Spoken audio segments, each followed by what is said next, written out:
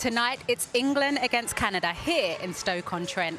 And with some fresh, exciting talent, all looking to stake a claim for a Team GB spot in this summer's Olympics, it's not going to be easy for Hege to name her final squad of 18 next month. Let's hear the young Lionesses roar. Take it away, Abby.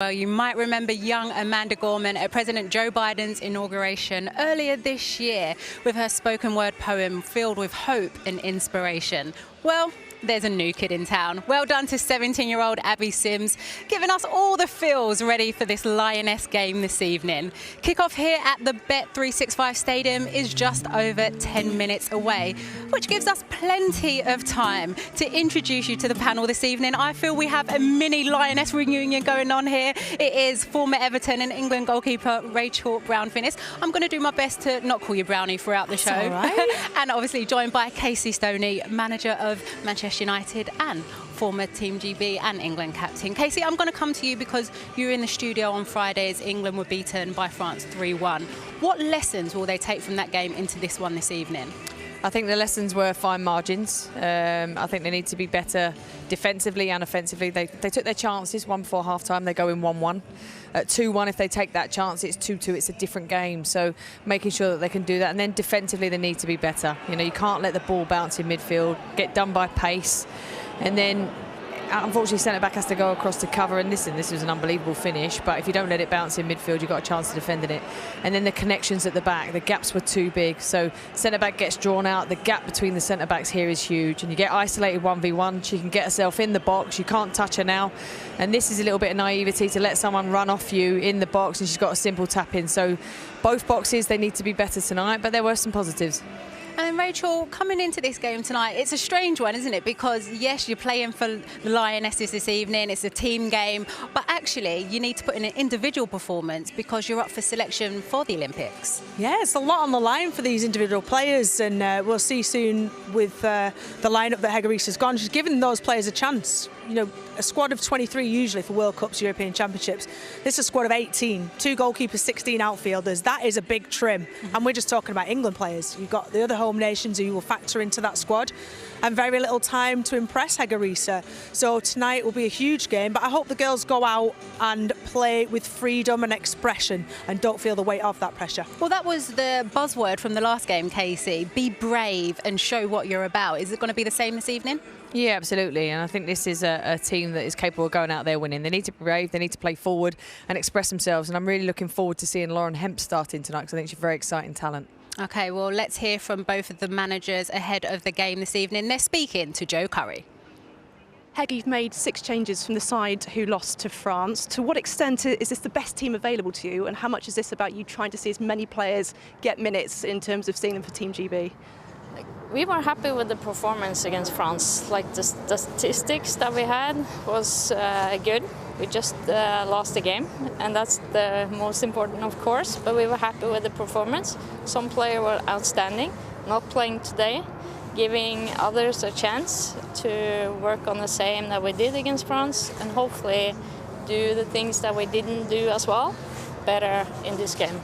Lucy Bronze returns but on the bench. What can you tell us about her fitness? Are we likely to see her this evening? Her fitness is no problem. I think hopefully we will see her in the game. That's more of a medical.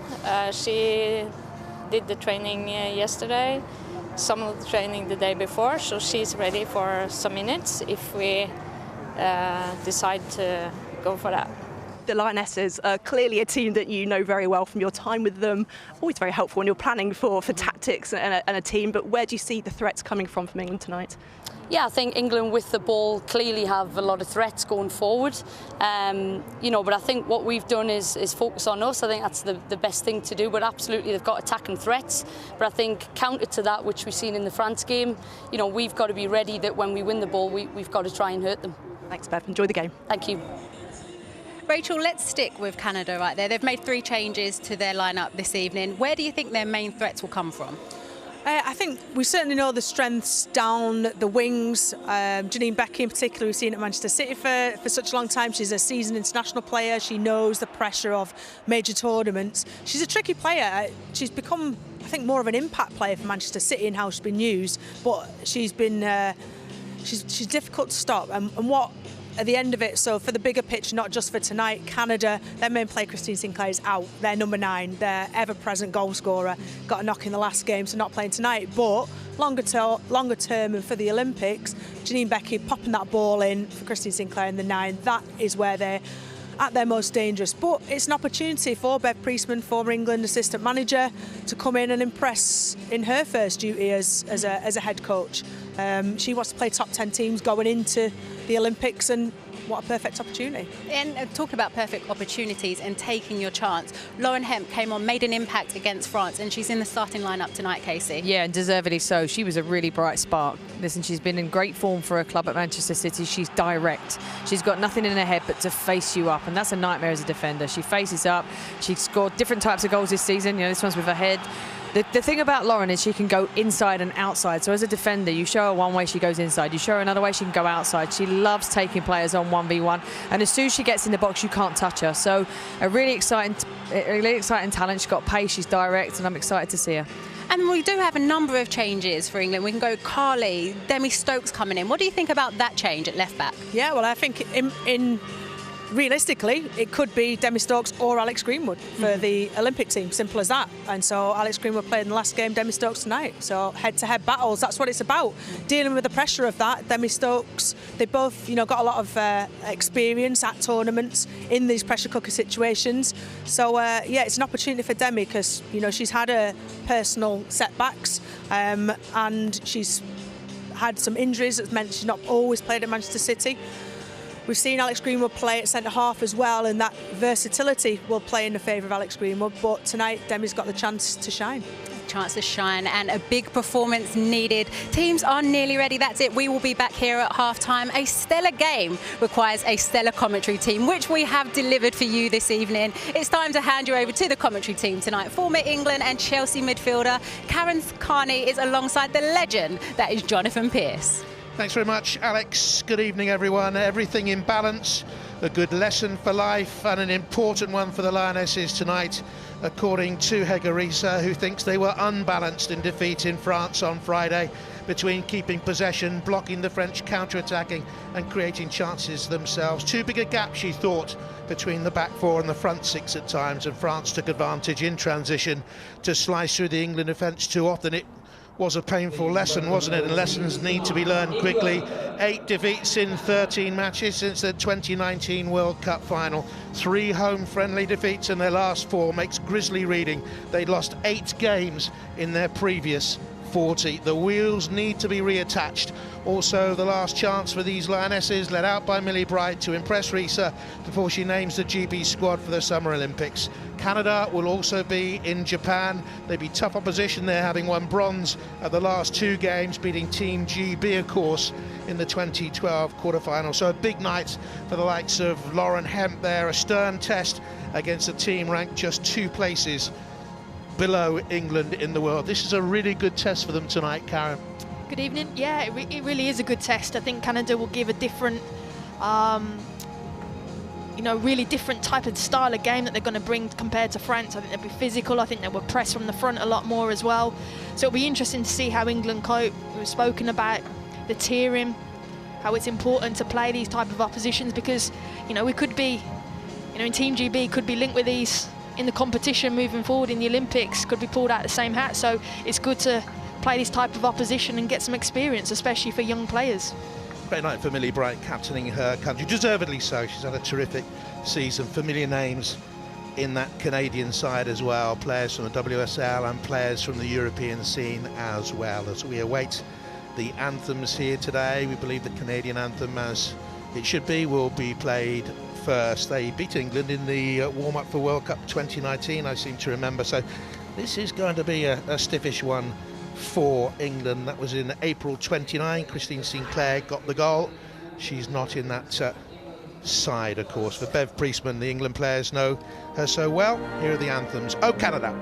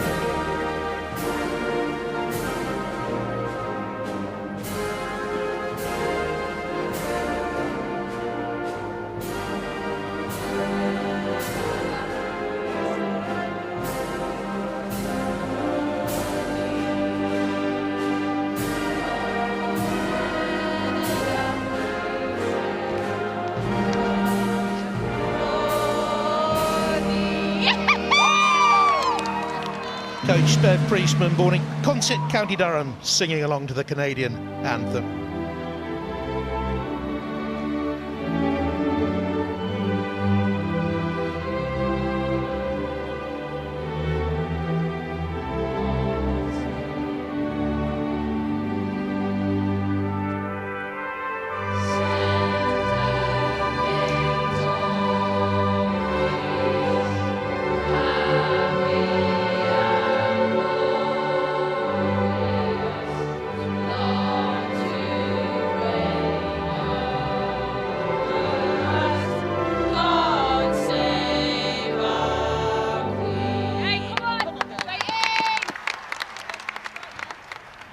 Against Canada. Let's go through those 6 England changes for you then quickly. An important chance for Carly Telford to replace Ellie Roebuck. She'll only likely to get 45 minutes to impress again.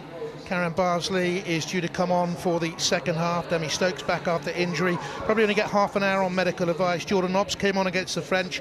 She'll be competitive with Kira Walsh for an Olympic slot. Georgia Stanway back after playing 90 minutes in the game against Northern Ireland. And up front, Beth England's been told to stay central and play to her strengths as a goal poacher. Lauren Hemp, of course, deserving her start after that brisk 36 minutes on Friday. Well, Canada, there were rumours that Sinclair would be fit to add to her 297 appearances. That has not happened. She's not in the squad, ruled out. Veens, who came on for her on Friday, starts for the first time. Manchester City's Janine Becky and Alicia Chapman, who was in the 2015 World Cup quarter-final team, beaten by England, also come in. Zadorsky of Tottenham and Fleming of Chelsea provide more WSL interest on what is, of course, the 10th anniversary of the league. Substitutes for both sides are many. The rest of the squad, the fit players, are named there. You can expect Toon to come on as well at some stage, and they hope that Lucy Bronze will make an appearance after that injury. And for Canada, well, no Sinclair, but one or two familiar faces in there. Sophie Schmidt has been around for a long, long while. Very good player, for example. But one thing that Bev Priestman has done is introduce one or two youngsters into the side, and she's not been frightened here to include Evelyn Wiens from the start. Only her 5th appearance, the striker, and I was just saying, her first start for her country. The referee for today, Cheryl Foster, out there just getting things organised, because both teams will line up around the centre circle to pay their respects for the Prince Philip, Duke of Edinburgh. There will be a couple of minutes silence on what is a mild night for the Britannia. Been here on many a cold night, I can tell you. Lovely evening for football, for England against Canada, and the two teams will play their respects then to the Prince Philip, Duke of Edinburgh.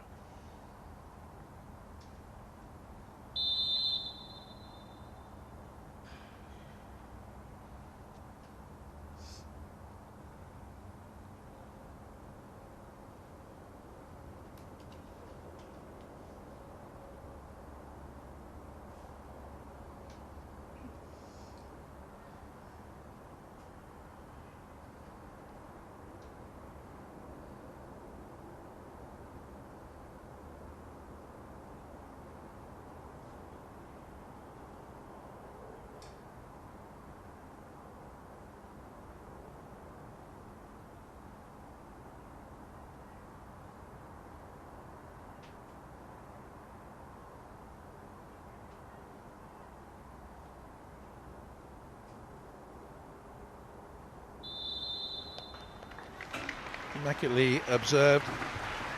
Nikita Paris turns away.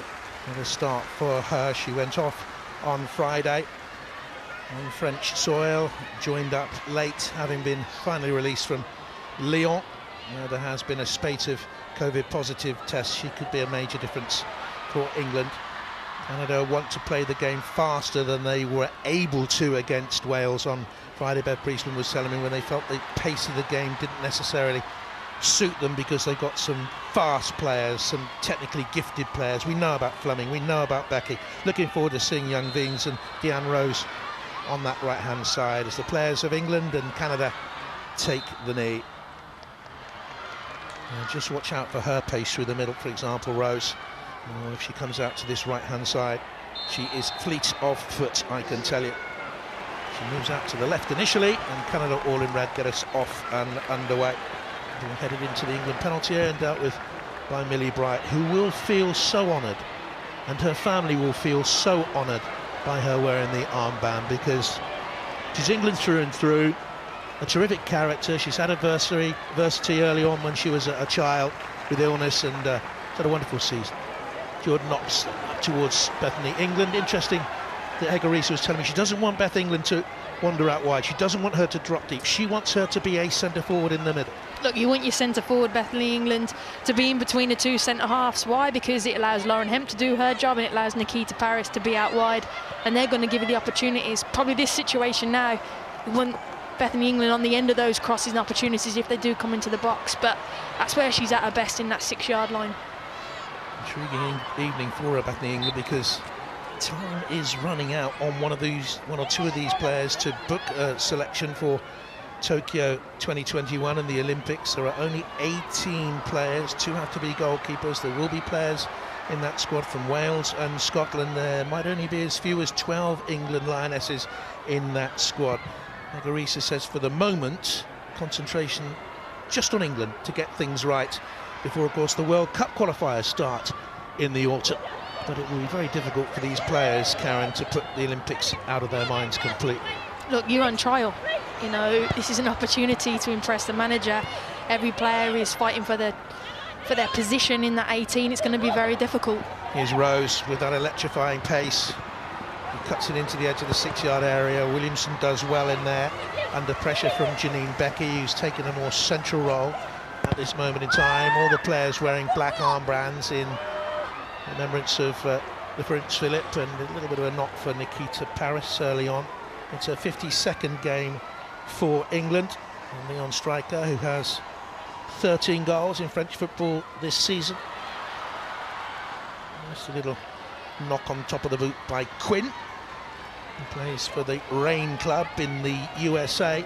Challenge Cup fixtures start later on this week, or early next week. Bethany England beaten in the air there by Vanessa Giles. Williamson bypassed Demi Stokes under pressure, has given it away, and Canada score after 2 minutes and 35 seconds. An error at the back by England's left back, who has been out of football recently with an injury, and Veens is a goal poacher, we know about that. A rueful Demi Stokes scored in possession, and a great start for Bev Priestman's Canada. It's the worst possible start for England. Couple of mistakes, actually losing possession in that centre midfield. I did worry about the balance in there today for England, but driving at the heart of it. Offside in this situation, Veens, but as it comes back to Demi Stokes, she's the last player, that touch. And credit to Veens, she does not miss, and Kylie Telford, it's a difficult one for her because she's so close, but that was a midfield balance I was always worried about in there with Stanway and Nobbs, very attacking minded. And then Demi Stokes, that touch then just allows Veens to get the opportunity, and it's a good little tidy finish. Goalkeeper had no chance. Had Demi Stokes not touched the ball, then Evelyn Veens would have been in an offside position. Scored against Wales, her first international goal, and that's her second in, 4 days. So a nightmarish start for the Lionesses. Run goes on, a miserable run it has been since the World Cup finals of 2019 in France. Came back, and Phil Neville knew he had to rebuild a side, but certainly bring in new players with a 4-year cycle in mind, and the results didn't come. Playing in friendly internationals, never the same. And I think that, I mentioned this in the commentary on Friday night, Karen, interesting to hear your view on it. Actually, the delay in the European Championships might have helped England, because they'll be playing competitive World Cup qualifiers in the build-up to next summer, as opposed to just friendly matches. I agree, and I also think some of our bright talent that we'll see at that tournament will be some youngsters, and it gives them another year to learn. Your Lauren Hemps, more experience for Stanway, just to give them that little bit more experience to step up, because international caps do matter, and the more you learn from playing these games, like in this instance there, you've got to manage the first 5 minutes of an international game, because you can't go 1-0 down, because it's very difficult to come back into it, especially at tournament. One of England's most impressive performances in the last, 6, 7 years, 8 years perhaps, was the victory in Vancouver against Canada in the World Cup quarter-finals. Here, they've got off to a dreadful start. Free kick there conceded by Rachel Daly, again playing right back for England, ended up at left back against France. Plays as a striker for her club. Picked up by Kylie Telford, a 27th international for her first in 13 months since she played against Spain. Again, doesn't get a great deal of club football with her club. She's only second choice. Later on by Bethany England, teammate of her at club level, of course, and it's lifted away by Shalina Zadorsky of Tottenham Hotspur. Got some experience in this Canadian lineup. She's got 70 internationals. Here's Nikita Paris, and a chase across there and puts Alicia Chapman under pressure. That's a goal kick. It was the right ball there from Stanway, that little space in behind. You need to get Nikita Paris, Lauren Hemp in the game, Fran Kirby. They're your match winners, and then that will bring England into the game as well. It was the right pass, just the wrong execution on it. Karen was in that England squad that beat Canada in Vancouver. Chapman was in that side that day. And expected to win, the Canadians as hosts. There was always a bit of rivalry between us, there was, JP, that especially with the manager at the time, it was John Herdman, and I'm sure the girls in commentary downstairs will be able to reiterate that, but it was when we got that victory over them in Vancouver, it was definitely, we got run over on them finally. What was behind the needle then, between the two countries at that stage? I think it was the manager as well. He used to kind of, at breakfast, because you used to stay in the same hotels, and he'd come up to you and get in your ear and try and get some mental psychology over you, and yes, it was interesting. So I think they beat us in the Olympics, and that really put a dent into us, so we were determined then to do and get one over on them in the World Cup, and we did. Sinclair got the winner, didn't she, in the Olympic Games of 2012. They've been staying together in the build-up to this at St George's Park, and some interesting conversations between Bev Priestman and her former England players. That's a good effort from range there. That goes just wide from Georgia Stanway. She has that vision, she has that ability to execute that sort of effort to add to her 2 goals for England. Quick thinking. I love that from Georgia Stanway. Noticed the keeper was off the line. Labé gave her that opportunity, but again it was sloppy from Canada, and credit to Stanway, right onto it and recognised the high line from the goalkeeper. Ashley Lawrence, dad from Nova Scotia, mum Jamaican. On that line, another one who's hugely experienced, 92 internationals, another baby in the Canadian list of internationals.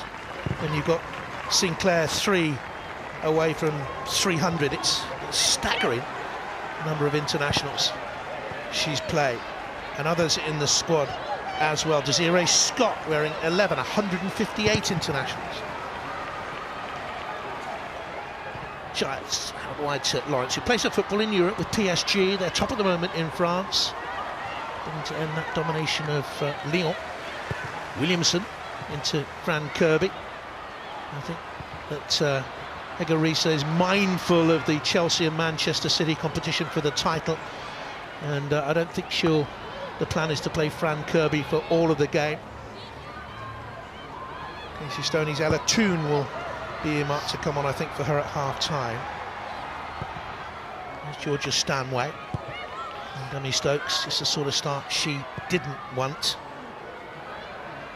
I think what Canada are doing well is they're really protecting the inside, so it's actually getting quite difficult for Jordan Nobbs to get on the ball, Fran Kirby to get on the ball. So they're doing well now, England, just to keep moving it 1 and 2, switching it from side to side to try and open them up. A lovely ball by Stanway to her teammate Lauren Hemp. Handed back there by Ashley Lawrence. Lauren Hemp with the electrifying runs, the dazzling pace, could hold the key today. There's Becky. Infield to Desiree Scott. Winnipeg girl, plays for Kansas City. 3 World Cups to her name. In an hour against Wales when they won 3-0.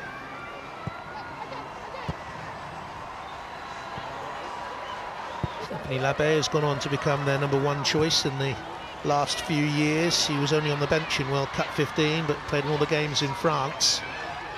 There's Lawrence, caught in possession unfairly. The referee gives a free kick against Lauren Hemp. How impressed have you been with her this season, Lauren Hemp? I haven't hid my opinions on Lauren Hemp. I think she's unbelievable. I think she's the modern version of a Kelly Smith. I think she's an a Rachel Yankee. She's just, I was saying earlier, I think she retired me off. I noticed how talented she was. She's an absolute joke. How she moves, she's so dynamic, left-footed, can score a goal, absolute match winner. There's Nobbs, and back to Kirby, Bethany England.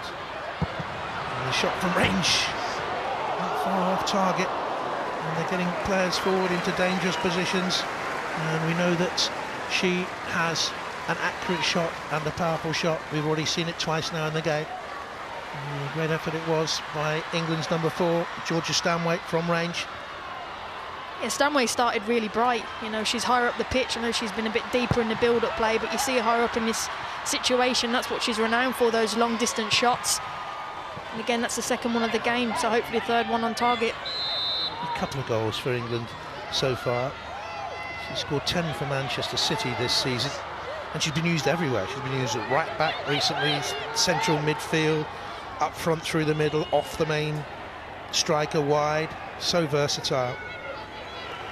And she played in a 3 at the back in a pre-season friendly, I seem to remember. Free kick for England. Demi Stokes is there, and Jordan Nobbs, who can deliver a good ball into the penalty area.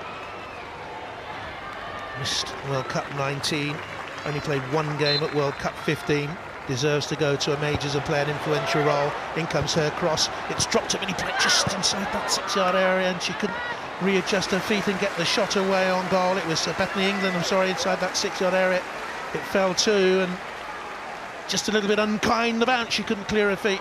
Yeah, he just wanted it to fall nicely for Beth England. She was in there, just didn't fall for her there, and Veens, who was at the right place, got it away from England, otherwise she would have had a nice tap in. In comes the cross, Bright was in there that time, it comes out to Kirby, swung a boot languidly at it.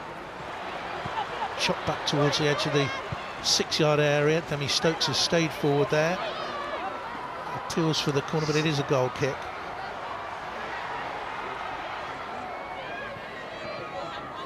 Next fortune for Hegerisa's side, 6-0 against Northern Ireland at St George's Park on February the 23rd. And then in a second game they were beaten in France on Friday 3-1.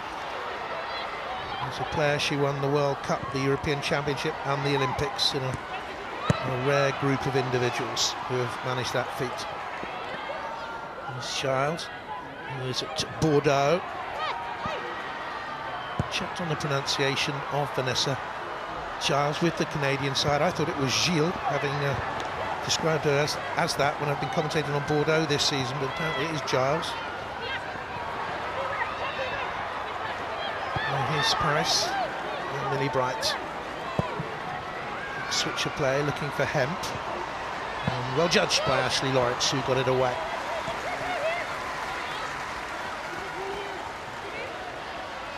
Lawrence was one of the players who was refused permission to play in the She Believes Cup because players weren't allowed to travel from PSG because of the COVID restrictions. The throw by Stokes invited Hemp to go infield there. It was a decent run by Hemp. She just lost her marker momentarily, Janine Beckett. And it is a corner for England. Already 14 minutes gone, they're chasing the game, and they're not doing a bad job of it at the moment.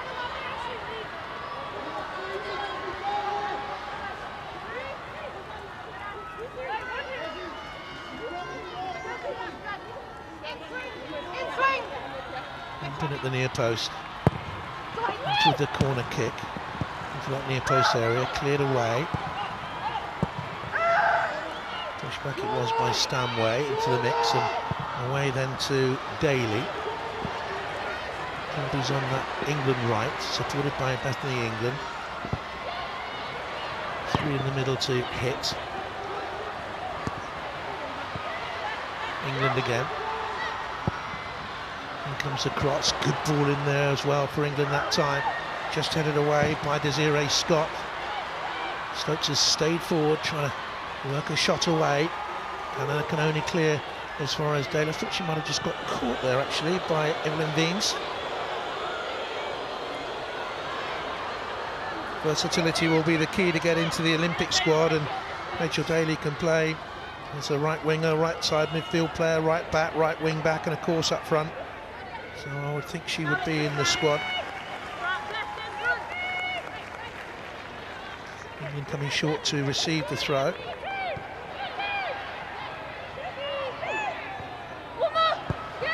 And around the corner neatly to Paris. Comes out wide to Daly, back to Bright. And here's Leah Williamson. Plenty of space there for Demi Stokes, a 59th international for her. Hemp. And gets it back again, Lauren Hemp. One of the things they're working on with Lauren Hemp is for her to be able to go both sides and take people on the outside and roll inside as well. Marisa was saying there's work to be done in that area. Yeah, of course you can't become too predictable. I really like that passage of play of England. I feel like they've got their rhythm, their passing rhythm together now, moving it from side to side, a little bit more patient. I am really impressed with Georgia Stanway, as we've said. We've seen her play in a lot of different positions, and I thought this deep line centre midfielder, wasn't quite sure, but she's getting on it and being brave in possession as Hegerisa wants her to, and getting these little tackles when needed. And training to a side that has won just 2 of its last 8 matches. They beat Argentina in February in the She Believes, and they beat Wales on Friday. They lost 1-0 to the USA in the opening match in the She Believes Cup, and having beaten the Argentines, they lost to Brazil 2-0. USA, by the way, won all 3 games. It's their tournament. Shame England weren't in that this year. I really missed it. It's a good tournament. You'd have loved that tournament, wouldn't you? The She Believes. I think the players loved it, didn't they? Yeah, it was a great experience playing against top international sides. Everyone love travelling abroad to America as well, and good for the team, being together in a different nation and building that chemistry. It's both on and off the pitch. It's important to, when you go into big tournaments, that you know everyone is. Side against Diana Rose, who plays for the University of Florida Gators. Still a student. One little run out in the World Cup finals in France. Was in the team that actually picked up bronze in Rio in the Olympics of 2016. Again, I love that JP again from Georgia Stanway. Brave, receiving it off the back line. Tight area, good little turn. There you go, it's a nice little turn. Fleming just caught her there, but again, I'm really impressed with Stanway's start. And behind, Lawrence back to Stephanie Labette. And Lawrence was under pressure there. Here's Hemp. Needs a bit of support, you would have thought. Crowding round to his Demi Stokes. And the touch was tight to the line. Looks to me as if Demi hasn't quite got the mistake out of her head from the goal. Maybe it's preying on her mind. It's difficult, that, mind you. Karen, the ball was played to her in a tight area. Yeah, it's one of them. It's just an unlucky situation for Demi Stokes. She's a top quality international, plenty of experience. She's just finding her feet from the injury. This was the goal that we saw. It just, you know, she'll be disappointed with that because she knows clearer lines, just sensing the player around her. But you have to give credit to Veens to sniff that opportunity out. But a major tournament, England, Team GB can't be really giving those moments away. If in doubt, get it out. She needed to get that into Roel. Here's Hemp. Little jaunty jog forward by Fran Kirby opened up that gap to Stanway. Here's Williamson. Back to Bethany England. Hemp taken over from Beth Mead on that left for England today. Lost possession. I think England are at their best when they're shifting it from side to side, and what Canada are doing, they're boxing them in one way. I think that chance there, Williamson can get it out to Nikita Paris a lot earlier, shift it, and that's where England got their joys, moving it from wing to wing through the midfield. Very adventurous lineup for Canada as well. It's England in possession. Cross looks for Bethany England. It's a good header away in there by Chai. And Alicia Chapman is on hand. They've got Becky on the right-hand side, Rose on the left, Veens through the middle, and Fleming very high as well in a supporting role. Making a little run up there, but didn't get the ball. There's a lot of work to do for Desiree Scott and Quinn, who's playing central midfield. Might drop back to a centre-back position later on. Very able player on the ball there. Swung the pass away. Looking for the run once again of Diane Ross. Cross in for Veens and headed away by Millie Bright. Difficult game for her today against the player who's on loan at Paris FC. There's 11 goals in French football this season, Evelyn Veens.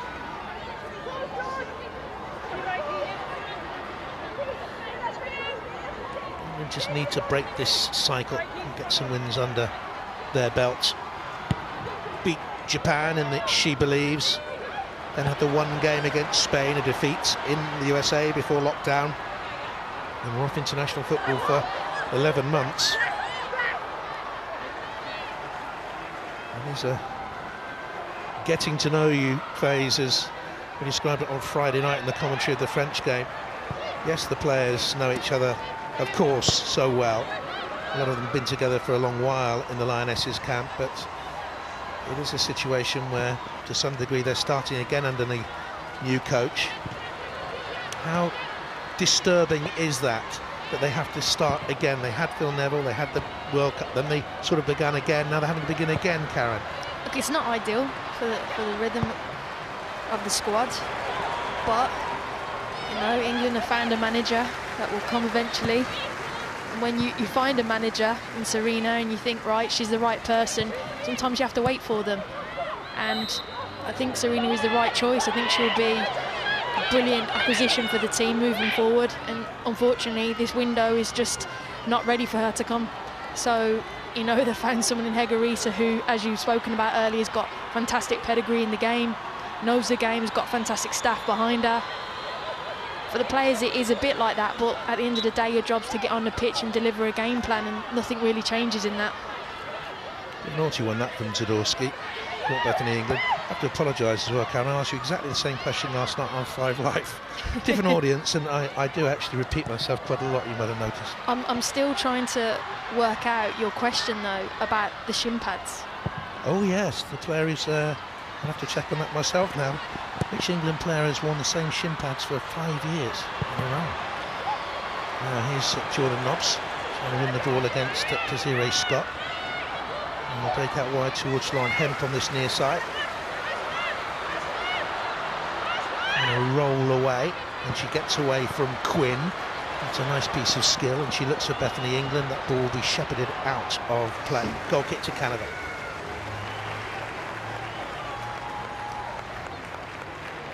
I think this will be a good test for Lauren Hemp today, because she's up against a very good right back and very experienced Lawrence.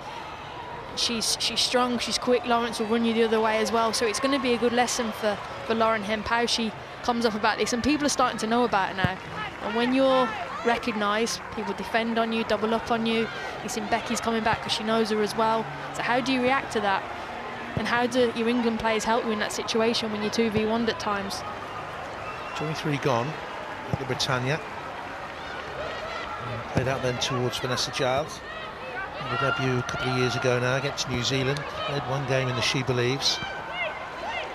Priestman believing she can go to the Far East and come back with a medal again in the Olympic Games for Canada. Carly Telford plan was always to give her 45 minutes and then send on Karen Bardsley for the second half. Nicarisa knows all about Ellie Roebuck, who played against France. Wouldn't surprise me if she took Roebuck and one of the experienced goalkeepers to Tokyo. There's Paris and England and Kirby, and this is a good move building up. Hemp, could she have gone on the outside, kept up the momentum? Now possession until Kirby's made that run. Now Stokes. Pushed out wide, good defending, good full-back play that.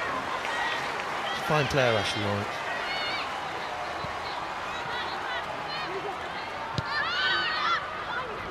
Williamson. Thumped away. And Giles on the edge of the penalty area. Millie Bright trots across and gets it. She said of her football career, a bit of a mistake to get into the game, Millie Bright, because she was into horse riding when she was a youngster. Very good as well, I'm told. Here's Kirby. Up to Stokes. And now Hemp does go on the outside, and this is a good run here by the England winger. Cut it back. You can see what she was trying to do, because Kirby was in a good position and Nobbs was in a good position as well. It is noticeable that Stanway is holding the deepest of those 2 England central midfield players, and she's got a rattling challenge in there. I'm laughing because Georgia Stanway trains like that as well. I think it was a thing that kind of, as senior players, when she first came into the squad, she was not afraid to go in for tackles like this in training. That's just a player, that's the commitment that she brings to the England squad. This is the Lauren Hemp bit of magic on this left-hand side, gets past Scott. And then you've got to pick someone out. You've got to get your head up in that situation, pick the end product. First bit brilliant, the next bit, those are the defining moments. A folk hero in Manchester is Georgia Stanway. There's a big mural on a wall in the Manchester Northern Quarter, I'm told, of her. Or a murial, as Hilda Ogden would have once called it, if you remember your Hilda Ogden from Coronation Street. A bit of a ticking off for Evelyn Veens. Millie Bright. Stokes. Williamson, good triangle by England. It is noticeable that when Nobbs goes forward, Stanway is holding back. At times against France, both central midfield players bomb forward. There was a massive gap behind them. And here's Paris, who's done well. They might have come off her last. No, it is a corner. It went off Alicia Chapman. Corner ball for England. Chance here. It's really good from Nikita Paris. Good running behind. No, she's fantastic and she's so fast.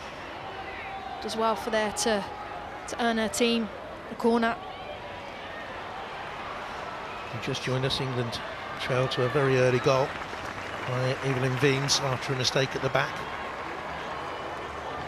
Really haphazard start by England, but they've been the better team since. Corner is driven out into Frank Kirby territory, took a touch. Oh, was found on the edge of the box. That's a silly challenge from a player of the experience of Shalina Zadorsky. Yellow card. Tottenham player will go back to Orlando Pride, and on loan. Who holds an Olympic record, sent off in a record time in an Olympic Games match. He's got squared up against the runner.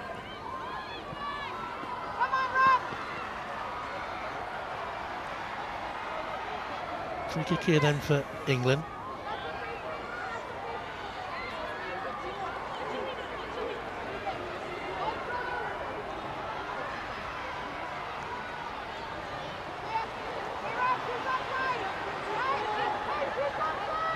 Chance for England to get back into the game. Jordan Nobbs can strike the ball with venom from distance. Stokes could have a go as well. He'd rightly stood behind the wall and well offside in the eye line of the goalkeeper. Now comes back to walk in front of the wall. Nobbs takes it. Ooh, and it rattled the top of the bar. Goalkeeper got something on it. Stephanie Labbe, and Nobbs and England denied. Georgia Nobbs has got one over the wall. Good little fingertip save onto the crossbar.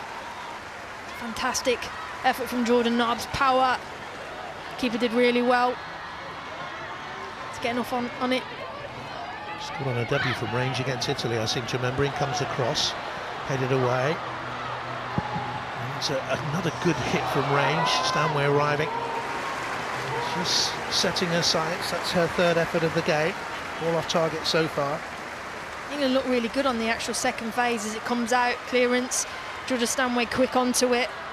Just doesn't get ahead over the ball, so it's just constantly rising. But that's Frank Kirby.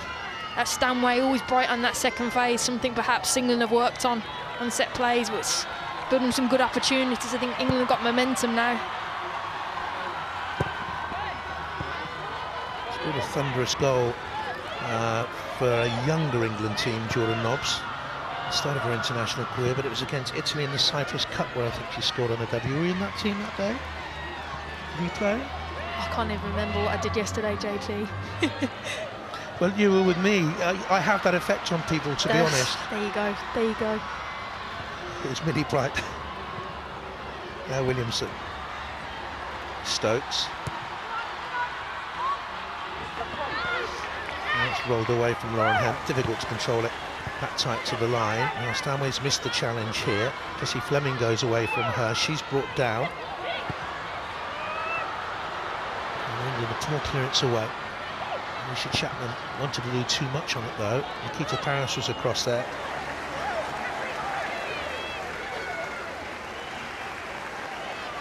Lucy Bronze couldn't travel to France because of an injury concern and not considered fit enough to start today. But you heard Hegarisa say she hopes that she will play some role.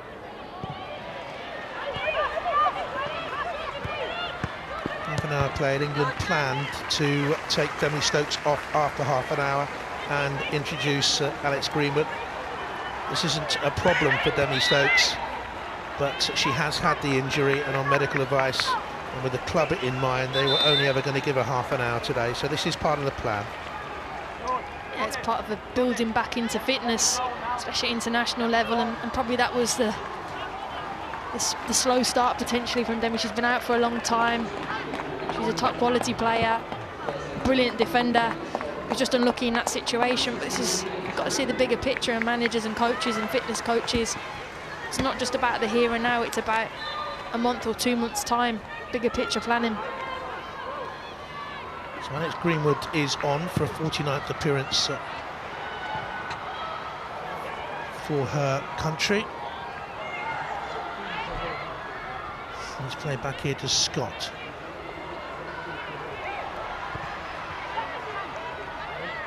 And now Vanessa Giles.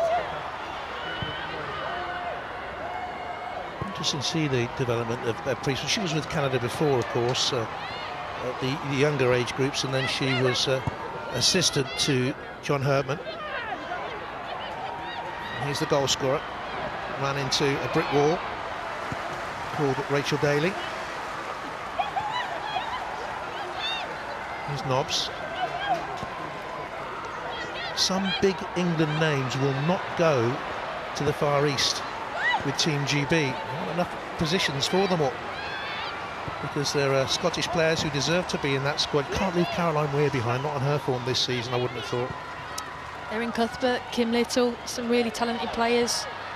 Sophie Ingle, you know, it's going to be really competitive, but I actually think you're going to say this is a silly comment, but it might not necessarily be the best footballers that go. It might be the most robust players, because you've got to play, you know, 7 games in 18 days.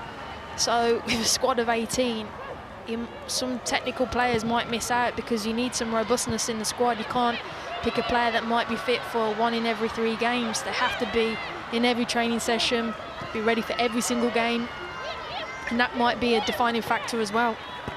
Rose has possession for Canada, and she's got to the dead ball line. And that one will clear it away at the back with Georgia Stanley. The draw for the Olympics, by the way, is on the 21st of April. The draw for the World Cup qualifiers follows 9 days later. You can see Team GB in the Olympics on the BBC in the summer.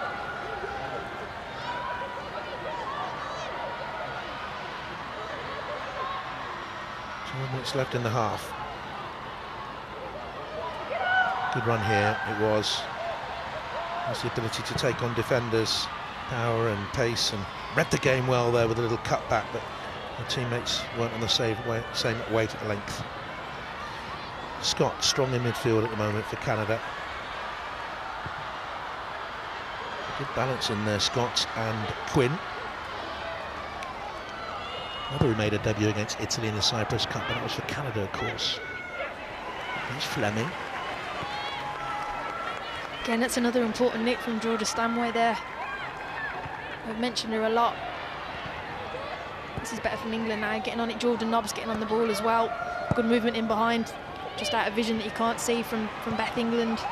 Stretching the play now, England. Stanway looking long for Beth England to chase off after it, and here's Stephanie Labbe to come out. She quit the game, the goalkeeper. All of a sudden in 2017, she was Washington Spirit at the time, just been out of the game for a little while. And Kylie Telford gives it some away towards that left-hand side. Beans the goal scorer. A little touch on the corner then to Deanne Rose. Fine running behind by Fleming. Winnie Bright trekked across there with her teammate from Chelsea. Had to be patient this season. She's made 17 appearances since moving from the university side, the UCLA Bruins. Janine Becky of Manchester City's having a good little spell actually. The title challenges, scored 2 in the last 2 games, couple more starts for her. There's Fleming. Corner ball for Canada. Rose was given a little bit too much room at the far post. It's flicked on towards her. Greenwood got it away. Now here's Hemp.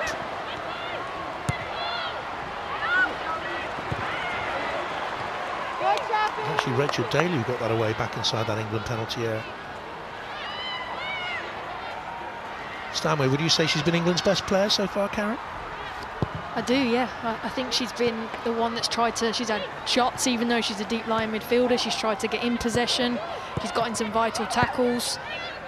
I think she, yeah, definitely, like I said, I was worried about potentially in that midfield with Jordan Nobbs and Franco because it's so attacking. I was worried about where the balance might come from. I thought she's done really well so far. It wasn't a good ball forward by Leah Williamson, but Canada haven't made any great use of it. Becky was caught in possession. There's Greenwood. Oops. Played it to her, then looked for the return. That's bent cleverly around behind Lawrence, who had to react smartish to get in front of Fran Kirby. Good turn of pace. And the Ontario-born defender. It was a good decision from Alex Greenwood to turn him. Good movement from Fran Kirby to get him behind. Probably one of the first First opportunity, someone's kind of stretched the play, and the ball's been put down the sides. Nikita Paris is on the right-hand side. Now Daly looks for Bethany England, cut out by Sadorski. When England move forward, it's quite interesting at the moment that Alex Greenwood is moving infield, and that's opened up a space for Kemp. She's dropped back out now wide towards this near touchline to receive. Needed to get it onto Hemp, and Lawrence is there once again. That bronze-winning medalist team in 2016. On the way to Tokyo with the squad again. Scored a couple in qualifying, did Lawrence, the right back, can play further forward. Gwynn nearly gave that away, ricocheted off her.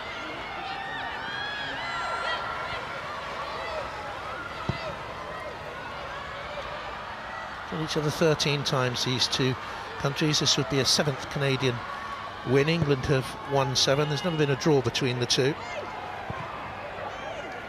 Lawrence.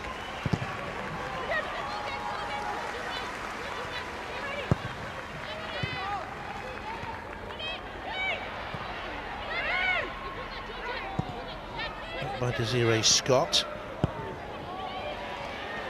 And that team beaten by England in 2016. Karen Barty, if she comes on, will be, I think, the only player who played that day will be in the England squad today.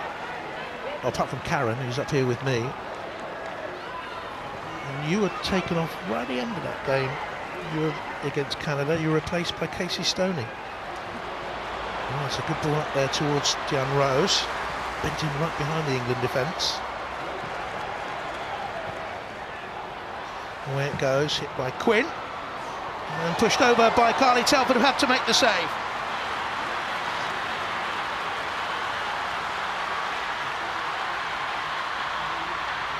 It's good technique from Quinn. Difficult one. Kept an eye on it. She actually side-footed it. I think it was a comfortable save for Carly Telford. No messing around. Just going to deal with it, push it over the bar, straight at her. Was bending, pushed it over. It's a good, comfortable save from Carly.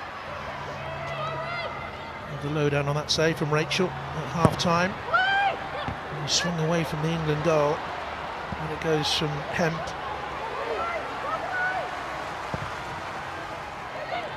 Played back in by the right back Lawrence, and England eventually get it out towards Nikita Paris. Hasn't seen a great deal of the ball, Nikita Paris.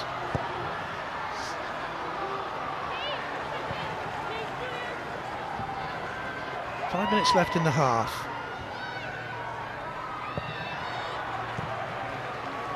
Lobbed out wide to Greenwood, dropped short. Wasn't the best of passes by Jordan Nobbs. But here's Leah Williamson. Spreading the play then towards Rachel Daly. Pass in field to Fran Kirby.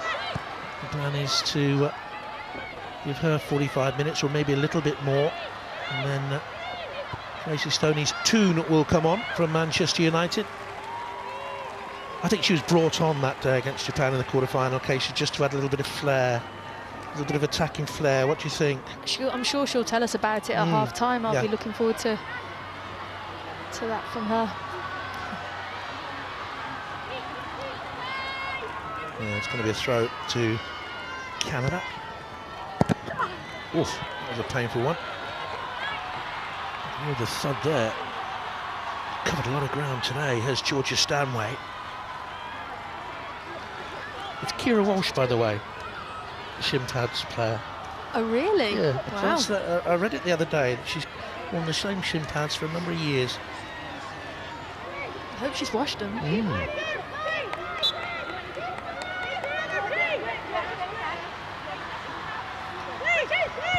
Okay, Georgia Stanway. Here's Ashley Lawrence for Canada.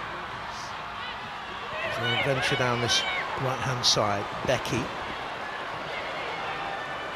Really talented player, such is the strength of Manchester City's side.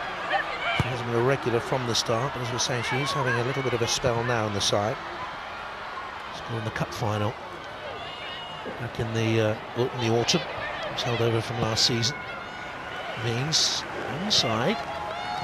No VAR here, but the assistant referee was right up with the play. Now Paris. 3 minutes left in the first half. One of the great statues in English football is outside this ground. As you walk up to the ground, Gordon Banks stands proudly. Wonderful goalkeeper and lovely man. Perhaps I was gazing too fondly at that. I certainly was on the phone too much, so I walked from the hotel. I was only 200 yards to the ground. I wasn't really paying attention where I was going, Karen. And I knew the stadium had to be on my left-hand side. I kept on my left-hand side, head down in the phone. All of a sudden, there was a beep. I'd walked out onto a dual carriageway. Wow. It was a silly thing to do, wasn't it? There were a fair few people out this end. Why did one of the cars hit you? No, don't be like that. There he is. The England right back, Alex Greenwood. Hemp for the chance to roll inside to try and check out wide. It comes to Bethany England. Good pace to get there and strength. And in the end, off balance. Shot wide. Zadorsky may have just done enough in the end then. And again, good build-up on this left-hand side, Lauren Hemp. It's good movement from Beth England because she peels off the shoulder and then peels in front. But I think just her first touch then slightly caught her off balance. And then she was just off for the shot, but her movement to get into that position was good. And there she just loses her balance slightly onto her left foot. She needs a run of games in the Chelsea side.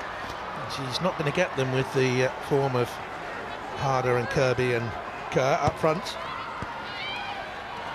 There's a watching brief more or less these days. Impact substitute starts as something of a rarity. Lawrence plays back and tidying up once again. Giles done well, the two Canadian centre-backs. Coming up to half-time, Karen, what have England done well and what have England not done well? I think, obviously, they've got slightly outrunning the midfield and the early mistake, but other than that, I think they have had a few chances. I think Jordan obviously hitting the crossbar, key from set plays. I thought Georgia Stanway's been really bright trying to get on the ball, but I just think Canada have probably outnumbered England in the midfield, so we haven't really seen enough of Fran Kirby, not because she hasn't tried. She's been getting into good positions, but England haven't found her, and we haven't found our key plays in Nikita Paris and enough from Lauren Hemp. So I just think they need to get that midfield kind of sorted out a little bit more, because Canada are overloading them in there and it's been difficult to try and get some comfortable possession and more rhythm. That was Greenwood isolated there with a Manchester City teammate foul Beckett. Carly Telford as we enter 1 minute of stoppage time at the end of the half.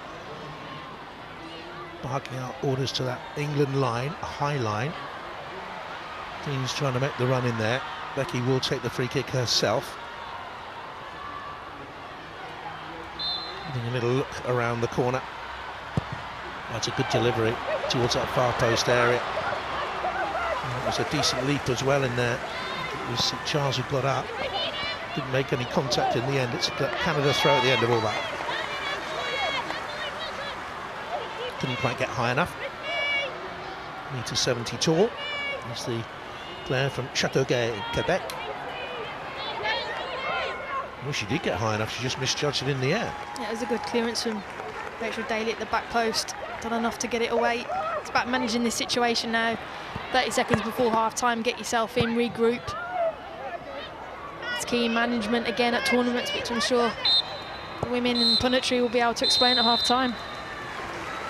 Yes, we look forward to hearing their views at half-time. What will Hegarisa have to say to her team? Got off to a very bad mistake when Evelyn Veens scored her second international goal for Canada in the space of 4 days after sloppy work back inside the England penalty area by Demi Stokes. But apart from that, they've had one more effort, a Quinn shot that was saved easily by Carly Telford. We don't think she's going to reappear for the second half. Could be a chance for Karen Barnes, so we'll wait and see what happens in the second half.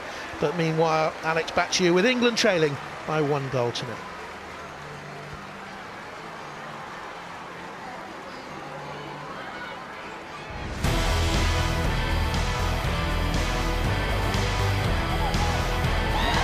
Canada score after 2 minutes and 35 seconds.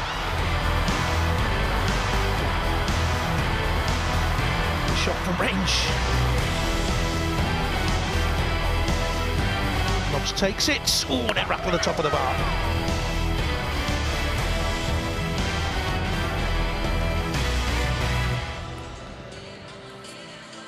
Yes, on a day of celebration for women's football for the Barclays FA WSL. The celebrations are on hold at the moment, Casey, for the Lionesses. Thoughts on the first half?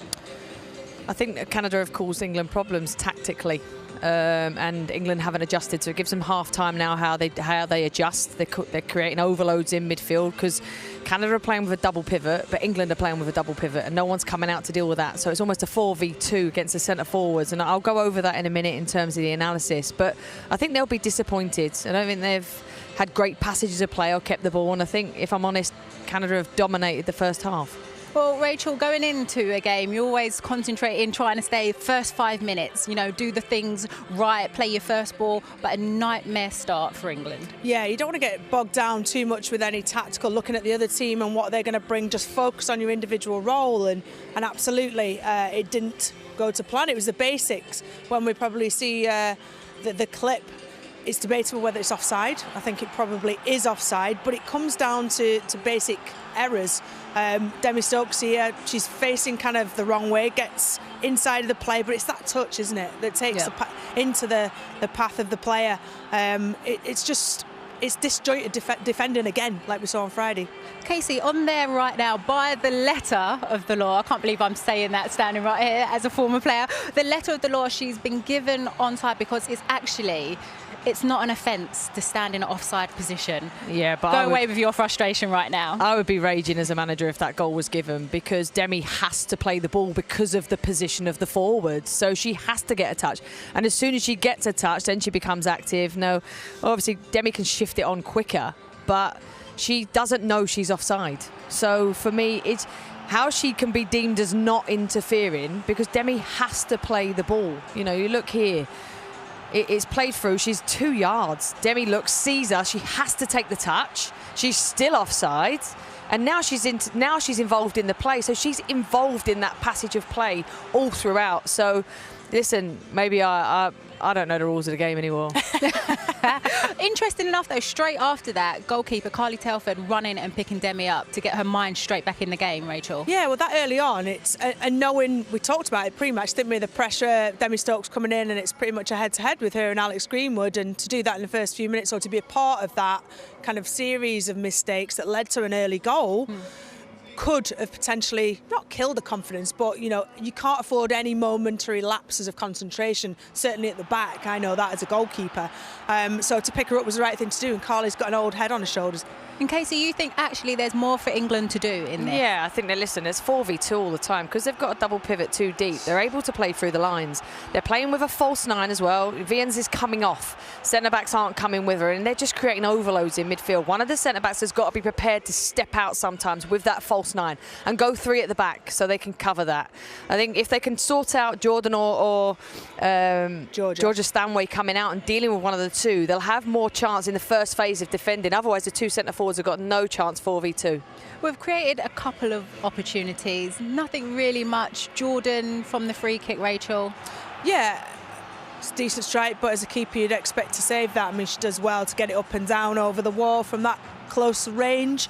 But I think England would have expected more. I think the recognition of, you know, Jordan and Georgia are relatively new to playing holding midfields, like sat in front of the back four. But so you've got to recognise that. Georgia's played for a long, long time now at senior international level. I'm not blaming her, but is it a consequence of, you know, Steph Houghton's not behind them to kind of maybe pass on that instruction? It's clear for us to see up here, but those two getting caught flat is just playing into the hands of Canada. And I think in possession, Canada are dropping the nine in and playing a diamond, 4-4-2 press. So when they play a diamond, England have got to find a way to get it out to their full-backs quick. That's where the spaces are. You've got to play down the sides quick, and then you can get the likes of Paris and Hemp on the ball 1v1, and you can get the team up the pitch more. Okay, so it's 1-0 to Canada here at the Bet365 Stadium. But leaving international football aside just for the moment, because today officially marks the 10-year anniversary of the Barclays Women's Super League. Fadamu Olo, social media editor of The Telegraph Women's Sport, shares her thoughts on just how far the game has come over the past decade.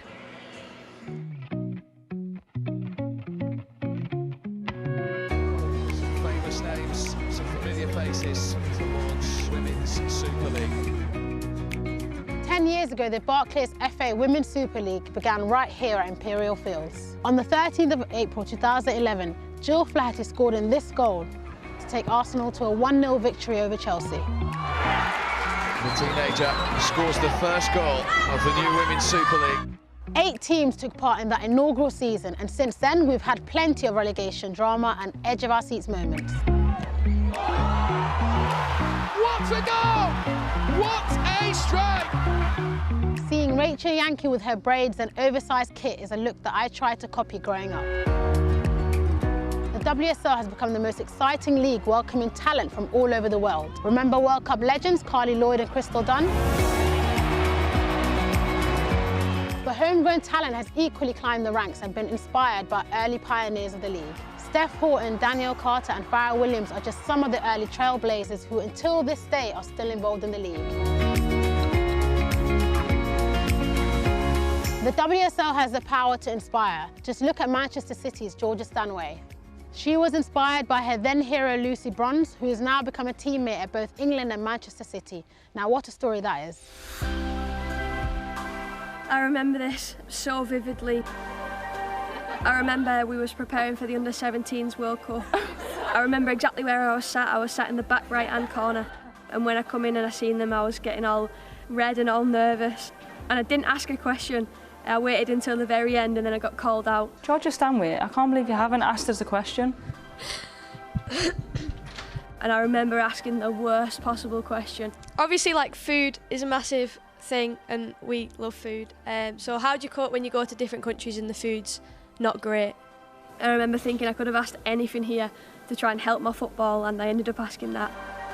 As the league continues to grow, so does the demand. 10 years of coaches, players and behind-the-scenes work has laid the foundations for the best league in the world. A league that's travelled all over the country, where teams have brought record crowds to Premier League stadiums, Stamford Bridge, Villa Park and the Amex. The Manchester Derby took centre stage at the Etihad. And it was here last season that a record-breaking crowd of over 38,000 fans showed up to a fiery North London derby. And the next 10 years promises to be just as exciting. With a groundbreaking multi-million-pound investment in TV rights to the league, women's football will be everywhere.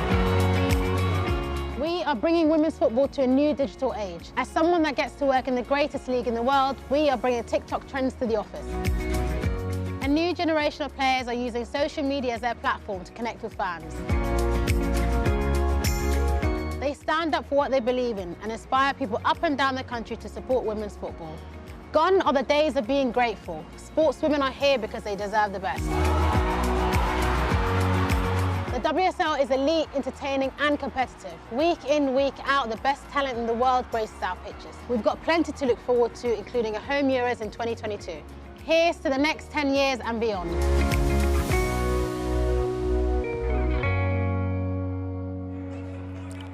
Our thanks to Imperial Fields and Tottenham Hotspur for letting us film that piece with Fadamu just there. And it is a pleasure right now to be joined by the FA's Director Women's of Football, Baroness Sue Campbell. Sue, thank you for joining us. Going off that piece, there is a real celebration around women's football at the moment. And obviously with the groundbreaking deal, TV broadcasting deal, why is it such a watershed moment for women's football in this country? Well, I think, you know, the game has been built on the back of a lot of pioneers. There's 3 of you here today, you know, who played the game when there wasn't any money, there wasn't any profile, and where it's come in the last 10 years is just phenomenal. And certainly when we took the decision to go to a full-time professional league, that was a big step forward. Then Barclays coming in, another huge step forward in terms of commercial rights. And now the broadcast rights, which will give us fantastic opportunities to view. We hope inspiring a whole generation of youngsters to want to play the game.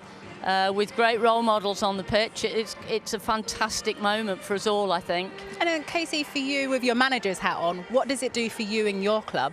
I think visibility and awareness, you know, it raises that visibility to the game, which in turn hopefully brings more investment back into the game, which means we can have more resource, better facilities, more wages in the players' pockets, and we can improve the game on and off the pitch. And then talking about improving too, because there is where it's a celebration, but there's still so many steps to go and push this game forward. With the news coming out recently, what happened around Birmingham City, their players talking out about their treatment. We know it's moving forward, but what more needs to be done so that stuff doesn't happen anymore? Well, we're on a journey, aren't we? And where we'd come to is really exciting. But we're, as I say, we've stopped off at one of the service stations. We've still a long way to go with the journey.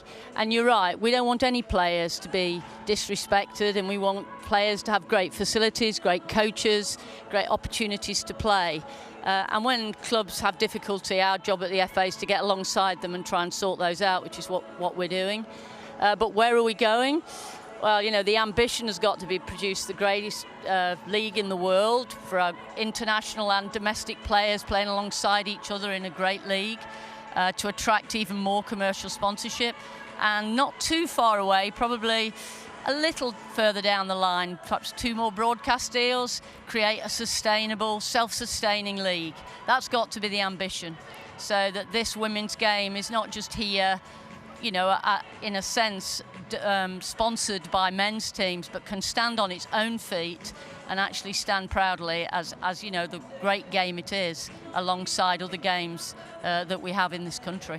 And you mentioned opportunity as well. All 3 of us were standing here having a moment just before the game. Me in this role, Casey as a manager, you've got Rachel as pundit, Kaz up there as well, all former Lioness players. Is it actually more just about the players that we're seeing on the field? It's creating opportunities all around the women's game. Yeah, I mean, of course, the Lionesses are the pinnacle, aren't they, still? But the work that's gone on with people like Casey in the Super League is just fantastic. You know, we're seeing the standard go up. And if we can get the product on the field strong, and that's got to be our #1 priority, to invest in the people around the players, to get the best out of our players, to get the product stronger, then we're going to get more commercial investment, and we're going to get better and better broadcast, because people want to see highly competitive games. That's what excites people. It sure is. Well, Sue, thank you for joining us. Plenty Pleasure. to celebrate. But just before we go back to the second half, it's time to update you on the Euro 2022 playoffs happening today. Russia sealed their place in next year's Euros following their 1-0 win over Portugal earlier today, becoming the 14th team to qualify. It's 1-1 in the game between Czech Republic and Switzerland. The tournament, of course, is here in England, so they qualify as hosts. And in the final second leg Euro 2022 playoff between Northern Ireland and the Ukraine being played tonight in Belfast, it's currently 0-0, around 30 minutes into first half in that one. So that's it from us. We will see you after the game. It's time to hand you right back to your commentary team for the second half. It's former England and Chelsea midfielder Karen Carney alongside Jonathan Pearce. Thanks very much, Alex. Well, we wait to see whether or not those England substitutes we predicted will take place. Karen Barty was certainly warming up during the whole of the half-time interval, and it looks as if she will be coming on. I can't see Ella Toone out there for the moment. Don't think there have been any changes for Canada, who certainly looked authoritative in that first half, with Desiree Scott and Quinn at the heart of their midfield, playing so well and denying England. And here come the England changes now, and there is Ella Toone, so she will be coming on for England for her second international, and Karen Bardsley as well. Again, this was planned that Toone would replace Fran Kirby and that Bardsley would come on for her 55th international, but her first since the World Cup finals, when she was injured after the first 4 games. And Ella Toone comes on for Fran Kirby. That must be a proud moment for Casey watching on. One of her players takes the field of play, from a Manchester City player, of course, and at Manchester United now. She started at Manchester United, didn't have a team then, and has gone back to them and done very, very well as they tore up into the WSL. And for a long period this season, we're at the top of the table and certainly are challenging for a Champions League place next season. And Karen Bardsley, we know all about her, and Karen Carney would have been the same side with her when in World Cup 15 she was injured against Canada. You remember in Vancouver, so she picked up an eye injury. It was an infection from something from the pitch, wasn't it? The surface on the pitch. And she played no further part in that competition. So England will kick us off in the second half then. And I'll ask Karen as soon as we get going what Ella Toon can bring to the side. Perhaps they missed in that first half. Off we go then. The Lionesses all in white, trailing by a goal to 0 with 45 minutes to go. Your thoughts on Ella Toon? Like you said, I think Casey Stoney will be ecstatic that one of her players is into the second half. She's nippy, she's good with her feet, left and right, can get a goal. I like her that she makes these kind of third man runs. She arrives in the box, good timing, right time, right place, right time, sorry. I really enjoy watching her in that number 10 role.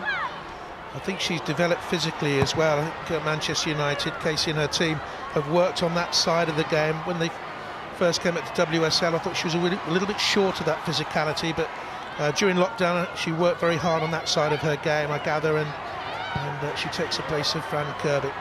Straight away you see her, she's on the ball there, but her movement in behind was really good. They didn't give her the ball, but she checked her run again. But the game intelligence is very, very good, and I think, as everyone alluded to in the first half, Canada really flood that central midfield role, so she's going to have to use her intelligence about coming into different areas where she can be free to pick the ball up. Stanway was put under pressure there with the pass. Jordan Nobbs now finds Rachel Daly. She's clipped by Janine Becky, and that's going to be a free kick. Pat on the back of Rachel Daly by the Manchester City player, and on we go. What about Karen Barton? That must have been a very strange moment for you over there in Vancouver when she suddenly went down with that injury, because it came from nothing. It did. At first I thought she was kind of managing the game and taking her time. 60,000 people there and a really hostile environment, and I thought, and then we saw her eye and it was heavily inflamed. But Siobhan Chamberlain came on and did really, really well, but I think it was a surprise to us all, but the result was the main thing. Karen Bardsley was superb then for the rest of the tournament, as well as was Siobhan Chamberlain. Plays the football back in the States at the moment with the Rain Club. Going out to Quinn. Now passing in midfield has been very tight with Desiree Scott in there alongside them. And here is Quinn once again. Good combination back there. Double pivot, as Casey was describing it in the first half. Great analysis. We thought up here, and central midfield players, you might know them as, whatever the terminology there, those players are playing very well in that heart of that Canadian midfield, aren't they, that pairing? I think Bev Priestman's got that midfield spot on. They're working very hard, causing England some problems in their movement. But I think, hopefully a half-time team talk from Hegarisa might have sorted that out, but losing the ball in these type of areas. Rose. And away it goes here then towards Fleming. Didn't catch it properly. He's got a decent scoring record for Canada with 11 goals. Scored against Wales. Special goal for Bev Priestman's side. Helped out, by the way, by someone who used to work with the English FA, another person who used to work with the English FA, Richie Kyle, is alongside Bev Priestman these days. Bev took over from Kenneth Heine-Moller. He, decent coach with a good reputation, went back to the Danish FA. He's coaching coaches now. Seen in the second half, JP, that Jordan Nobbs is actually getting a lot higher up. Her and Ella Toon are kind of chopping and changing. Ella Toon will come back in that centre midfield role and Jordan Nobbs will go in advance. I think England missed that threat and behind, and maybe Hegarisa said to her, Jordan Nobbs, I need you to make those bigger runs, bigger distances, because that's what she's been renowned for throughout her career, Jordan Nobbs. Georgia Stanway hasn't done a bad job at all today, in that deep line midfield role. And with Team GB in mind, it could be that a Stanway will take the place of a Walsh, their teammates at club level. It could come down to that. I think there's going to be some big names who do miss out. Hegarisa having to do the double jobs. It's tricky for her, really. Proving England and getting a Team GB together with Daly. Nikita Paris is wide. Pushed on by Toon. Nobbs has it now for England. Daly. And a Toon. Paris. Good combination. And stonking challenge went in there by Alicia Chapman. It's a corner kick to England, but she rushed across and covered the distance very well. Chapman been around the international scene for 7 years now. She's experienced, read that well. But it is an England corner. They're right on the edge of the penalty area. Beth England is there as well. Leah Williamson has come up. Paris is on the penalty spot area. Is coming short. Greenwood will take it left-footed then. Not a great test in the end for Stephanie Labey, who was unopposed and made a comfortable catch. I think it may be one for a short corner. I'm just looking at the England side and seeing Airily, who's a big presence in there. We have Millie Bright, of course, and Beth England, but I think most of our players are quite nimble and tricky, so short corner might be on. Here's Toon. Good turn from her, and run, and Hemp into the D, across the face of the Canadian defence, chipped into the box by Nobbs. Oh, it was a decent header by Bethany England because it came at her with a standing jump really. It's twisted her head, powerful neck muscles, but too near the goalkeeper again. It's a much better start from England. You know, getting more players higher up the pitch, moving the ball 1 and 2 touch. You're right, it was a difficult one for Bethany England there because she had to lean back and try and get some power on the header. But again, I really like how we're getting bodies forward. Jordan Nobbs in that higher role, getting some support up there to Bethany England. Get out from the back for England. Look for Toon. Now Nobbs. Bethany England was on the shoulder of the last defender, Giles. Cleared away. Once again, Desiree Scott tidies up in that midfield area for Canada. Kansas City player from Winnipeg in Canada. Look at strong hour against Wales. Quinn. They can play at centre back or heart of midfield for Canada. Another versatile player is Quinn. Here's Greenwood. 2 up front for England. In here to Bethany England. Pull ball into her feet really when she was in a tight space, being marked so tightly. And here's Lawrence breaking out from the back. And she's given it away there, but was fouled. And stayed down.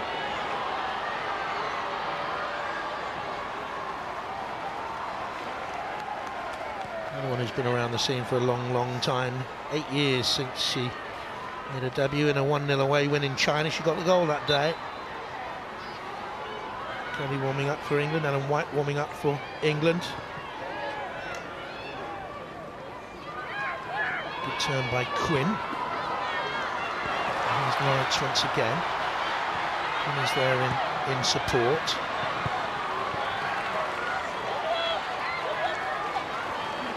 And Greenwood nicks it away. Tidy player, Quinn. Very tidy, as you said, versatile. Moves it 1 and 2 touch. Playing different roles. Deep line midfields today at times. Gets out to the diamond as well, very good. Beth Priestman says she can play them as a centre back.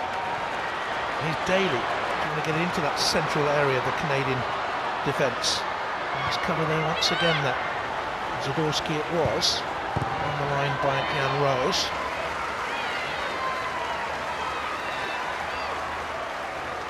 England steady in possession, but how many chances are they creating?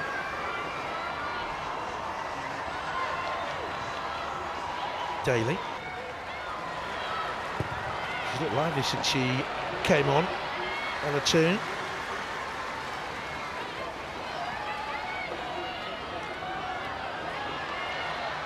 She can score goals too. She scored 5 in a game for Manchester United, I seem to remember. Leicester, wasn't it, in a Continental Cup time a while back.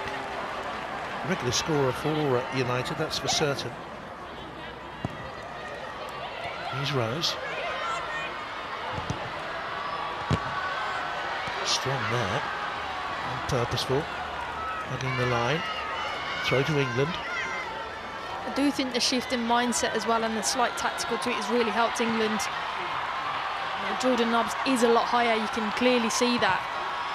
And allowing her just to run and press, that's her game, energy, getting into people, running, making those runs in behind, and then it leaves pocket spaces for people like Ella Toon to come in, and that's when they can create overloads. So Again, nice little position from Jordan there, and this is the out now. This is where England get their joy.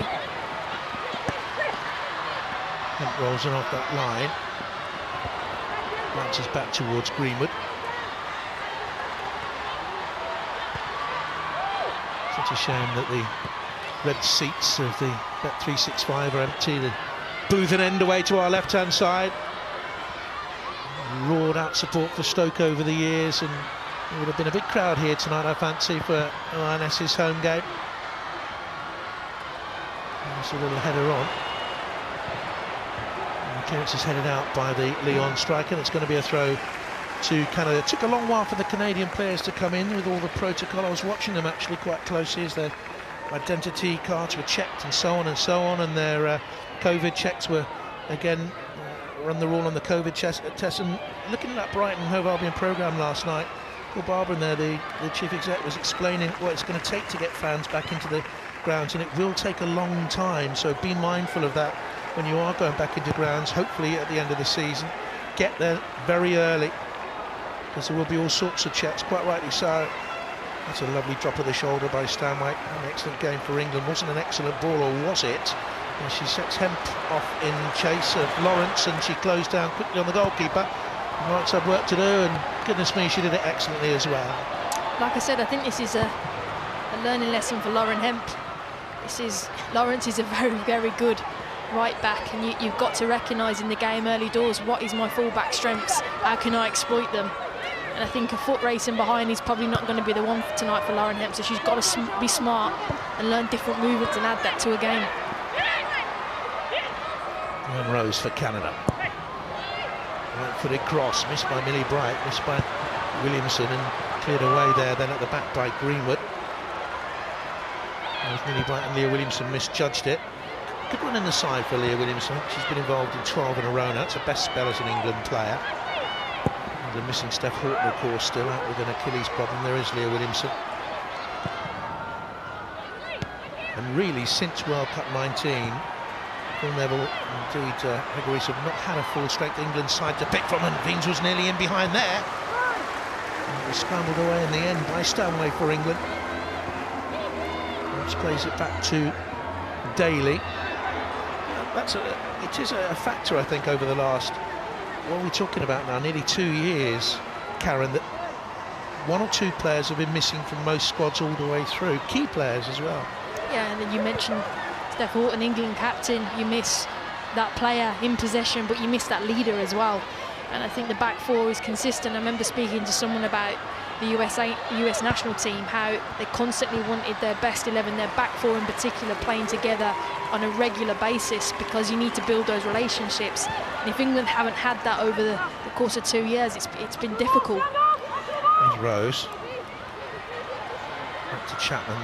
They've got two substitutes ready to come on. Jordan Heitemer, who's a forward, is about to come on for Canada. Another player down the way to come on is Nichelle Prince, another forward as well.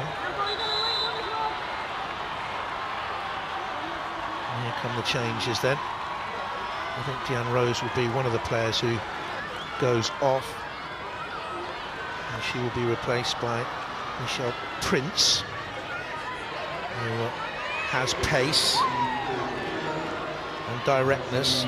Good player, good young player. And goes the goal scorer as well. Jordan Heitemer plays for PSG in French football. He was at the World Cup finals of 2019. He's done well in qualifying for the Olympics, by the way. She scored 7 goals in qualifying, Heitemer. Watch out for her. And Nichelle Prince plays for the Dash, teammate of Rachel Daly there in the USA. That's a goal kick, surely. And Prince is appealing otherwise. I remember her from the World Cup final. She had a few cameo roles from the bench, scored against New Zealand. That was her last international goal. Part of the team that won the Challenge Cup in 2020 before US women's football was shut down through the COVID pandemic. The most valuable player in that tournament, I think, was Rachel Daly. And it goes in from Karen Bardsley. won a place for Manchester City this season, the starting line. The only robot kept out, so she's gone over to Reign to play football in the US. Here's Knops. Nearly down the line. Lucy Bronze is getting ready to come on for England. So lots of changes now. Prince gets the cross in, away by Millie Bright.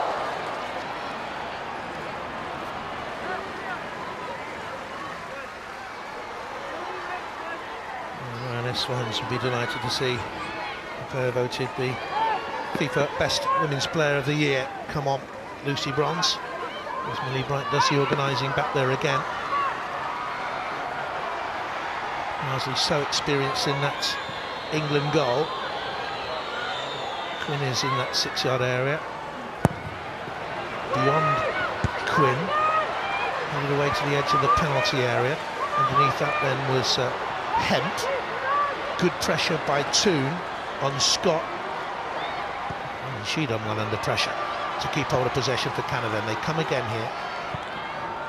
Cross into the middle of the England defence. Missed again, misjudged in the middle in the air. And eventually it's launched away by Paris. Bright and Daly both missed that in the air for England. Now it's Fleming. Desiree Scott been immensely strong in there for Canada. Charles has it. And that should be all the way through.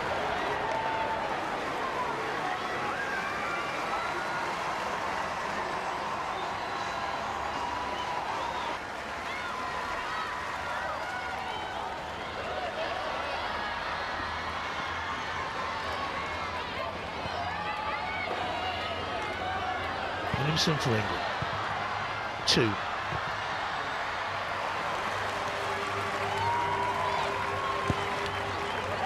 Greenwood, who came on after half an hour for Demi Stokes. Most of the England changes. Time is ticking away. They can't get it out of their own half at the moment.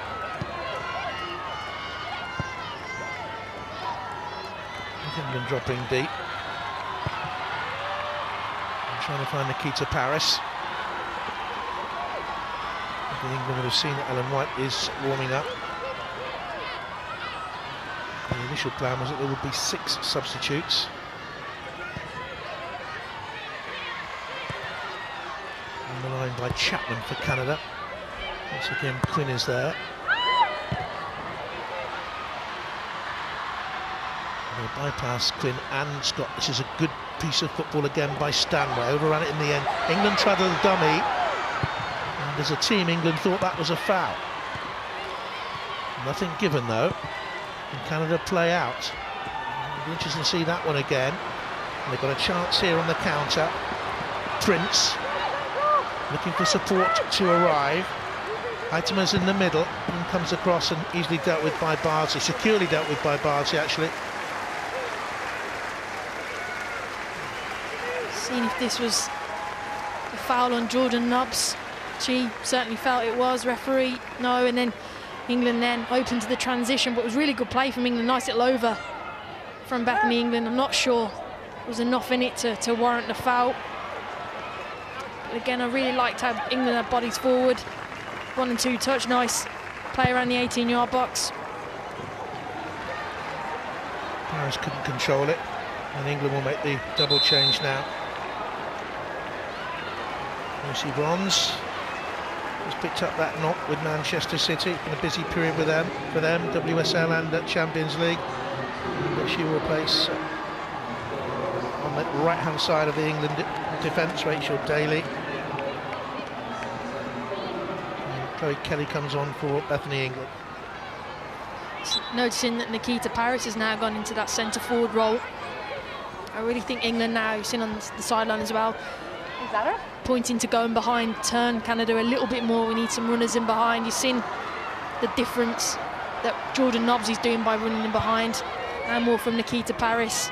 That was quite tough evening for Beth England just because of the overload in midfield. She didn't see enough of the ball. Michelle Prince. Good run up from the fullback. Lawrence had a very powerful display for Canada today. Really good free running display from the right fullback. Across in the middle. Has forced the corner kick. Intelligent runs from her all night long. Bronze tidied it up. Not looked comfortable with the ball in the air around about the 6-yard area. It's not a new failing for the Lionesses over the last 18 months. Bronze tried to get the clearance away first time and then tried to dribble it away. Is that a foul there? Well, certainly Canada felt that Becky was impeded. England go on. Hemp, she felt she was impeded. Nikita Parris certainly was. And eventually the free kick is given for the challenge by Jessie Fleming. So England have a free kick here with 25 to go. It's about 3 fouls there, I think, JP. And, England eventually got one. I think it was this one on Nikita Parris, yeah, just come in there. Jessie Fleming, had a nice little battle, those two. Jade Riviere is going to come on for Canada. She plays for the Michigan Wolverines at university. And she will come on for Canada, leading by a 1-0 to replace Desiree Scott, who's been immense at the heart of their midfield. Riviera can play as a central midfield player or more comfortable as a right back, and she's gone out there to a right full-back position, can play as a right midfielder as well. Only a 20th game for Canada. Prince was fouled.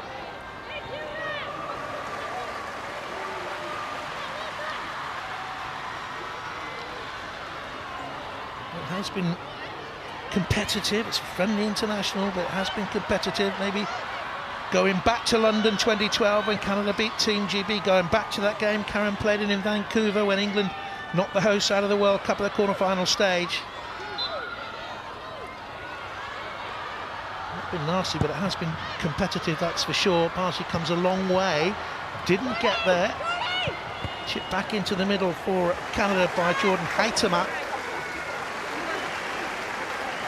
And that's why Lucy Bronze is the best at positioning here, just to get it away, and earlier when she needed it out for a corner, that's where you want her to be. Karen Bardsey didn't look slightly convincing, and your defender's there to back you up. Lucy Bronze buffeted into her own player, Millie Bright. Good communication back there perhaps. And a kick for Canada in towards the near post area. It was by Becky. He stayed wide on the left-hand side, but England will run it away here now. This is a powerful drive. Typical Jordan Nobbs run this. What a run by Jordan Nobbs. Good carry, intelligent ball into the middle. Can they finish it in there? It was a lovely run up in support by Toon, but they couldn't get the shot away. That is Jordan Nobbs at her very best. Absolute brilliant from Jordan Nobbs, picking the ball up, being decisive, running with it at large distance. Credit to Toon as well, and Lauren Hemp busting her gut to get in there, but look, she's picking it up on the edge of her 18, and one thought, I'm going to run you. That's to the space. You see Lauren Hemp tuning the far left-hand side. It's a right ball as well, just not enough on it, and it's difficult for Toon, but much better from England. One of our BBC commentary team in the World Cup finals in 2019 was Jordan Nobbs. She was out injured, of course, and you remember that day when all the Lionesses went across. They saw her in the commentary position, all went across. It was great, really. It was wonderful to see, very touching. It means a lot to the group, I think, Jordan, because she's had so much pain, you know, missed out on Canada, just played the one game there, missed out on France completely. Yeah, it's really difficult for a player missing out on big tournaments, and she's a big character and has been in the squad for a very long time now. Free kick here for Canada. Williamson with a little nudge.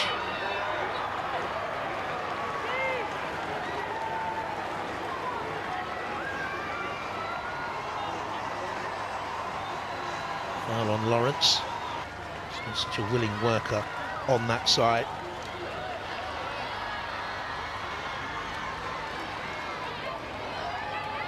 They'll take their time over this. To go away from England with another victory, having won in Manchester in April of 2019. Posted to that far post area. Again, it's a Canadian head on it. The shot was blocked in there for England, and eventually I think it was Williamson who got the block in, and she clears it away again. Fleming's played well for Canada. Unsung sort of role for her. Up to Quinn, but couldn't control it. There's Kelly, 7th international for England. Most have come from the bench, but they've given it away. The cross overcooked though, and through it goes, and out of play for a goal kick for England. Too much pace on the cross from Nichelle Prince. I think Lucy Bronze just didn't check her shoulder. Coming on sometimes as a sub. No, at 60 minutes the game's very quick. Just need to adjust that, but she'll know she needs to be a bit tidier in possession in her own half. But look, she's one of the world's best players, so I'm sure the next one will be significantly better. Quinn, the first time they've played a teammate into a little bit of pressure there. It was Lawrence who had work to do. Not too often has Quinn misplaced a pass.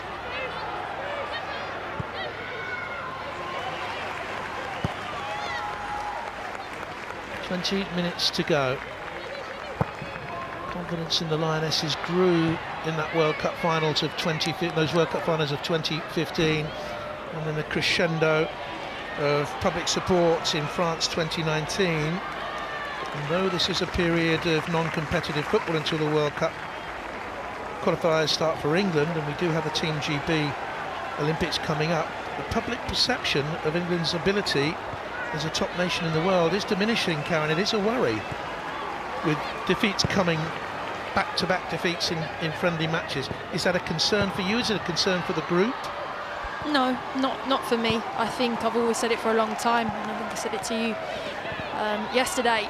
You're judged as a player, as a manager, at international tournaments, and you see in friendlies, this is an opportunity for Hegarisa to test her players. I'm sure if you asked her, probably at times, has she been able to pick her main starting 11, she might say yes or no. But you're judged at international tournaments, you're judged at what you win. And I think that's where you should always be. That's where the margins are, really. So it hasn't been great, the results. We can't deny that. But I think that the proof will come in terms of the Olympics and at Euro 2022. Here's Toon. Played well since she came on at half-time. Stroked the ball away towards Hemp, up through the gears. Decent cross, flash through the penalty area. So Kelly has kept it in. And here's Lucy Bronze. One of the best moments of the game, that, for England. Bronze checked to her left foot. Lawrence gets it away again, only as far as Toon. She's added an energy in there for England, a front foot energy, is Ella Toon. Really interesting to hear the thoughts of her club manager, Casey Stoney, after the game.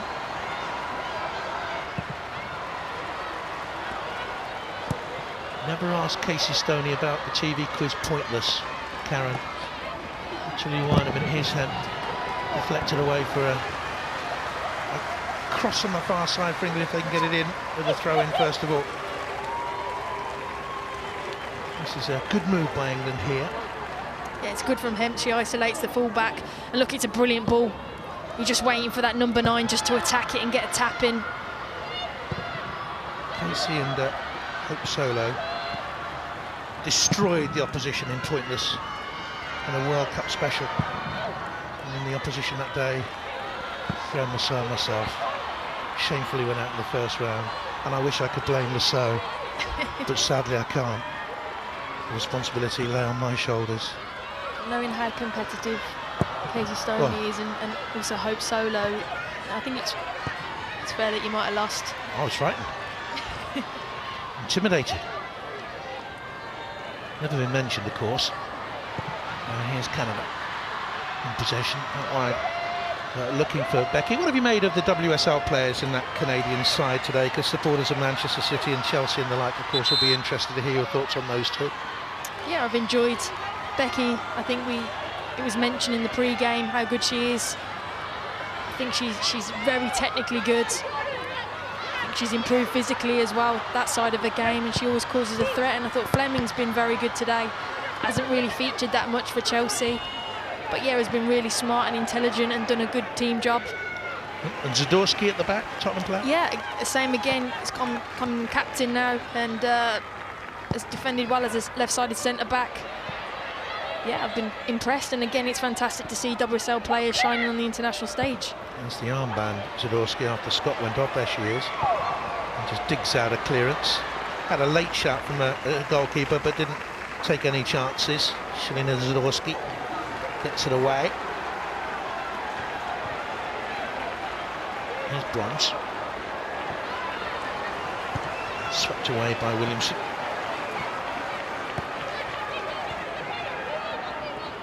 Yeah, which way will she go this time? It is a straight foot race with Lawrence, and this time she's forced the corner kick. Again, that's positive play from him. They've changed the fullbacks, and she's recognised that. She sniffs out that she's got the beating of her, gets in there and wins the side of corner.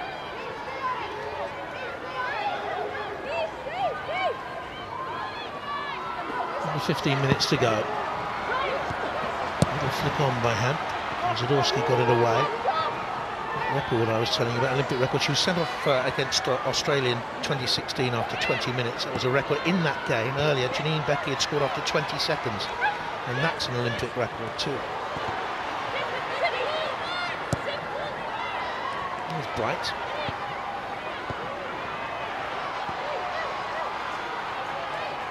Now, where's he going here? Again, kind of just drop back off. Also been good positioning by Quinn, just in front of their centre backs. Again, I'm just watching Toon. She's really good. She's just giving those little angles. Intelligence, her football IQ is really high. You see her position's very, very good to give her teammates good options on the ball. Always wanting it as well. Really like that. Well, we're playing Champions League football next season with Manchester United. Good tussle developing between United and Arsenal for that slot. 3 teams from the WSL, 10 years old today, go into the Champions League next season. Soon into Nobbs and swept quickly away to Lucy Bronze. Better pace about England now in some of their passing movements.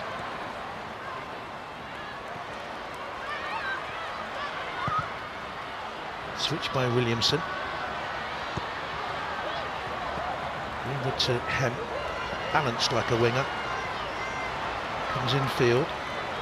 Jordan Nobbs, steady build up here by England. They need an end product on it. Nikita Paris is in the middle. Greenwood. Nothing on at the moment for them, so Nobbs goes back. Williamson within 40 yards of the Canadian goal. Lucy Bronze, really good work by the team in red though. Back 4 holding firm, good protection. And Lawrence has come into a more central midfield role now since they sent on young Riviere. And, yeah, one of the youngsters being given a real opportunity by the new manager. Only she believes. There's one of the old stages. Chapman back to the goalkeeper.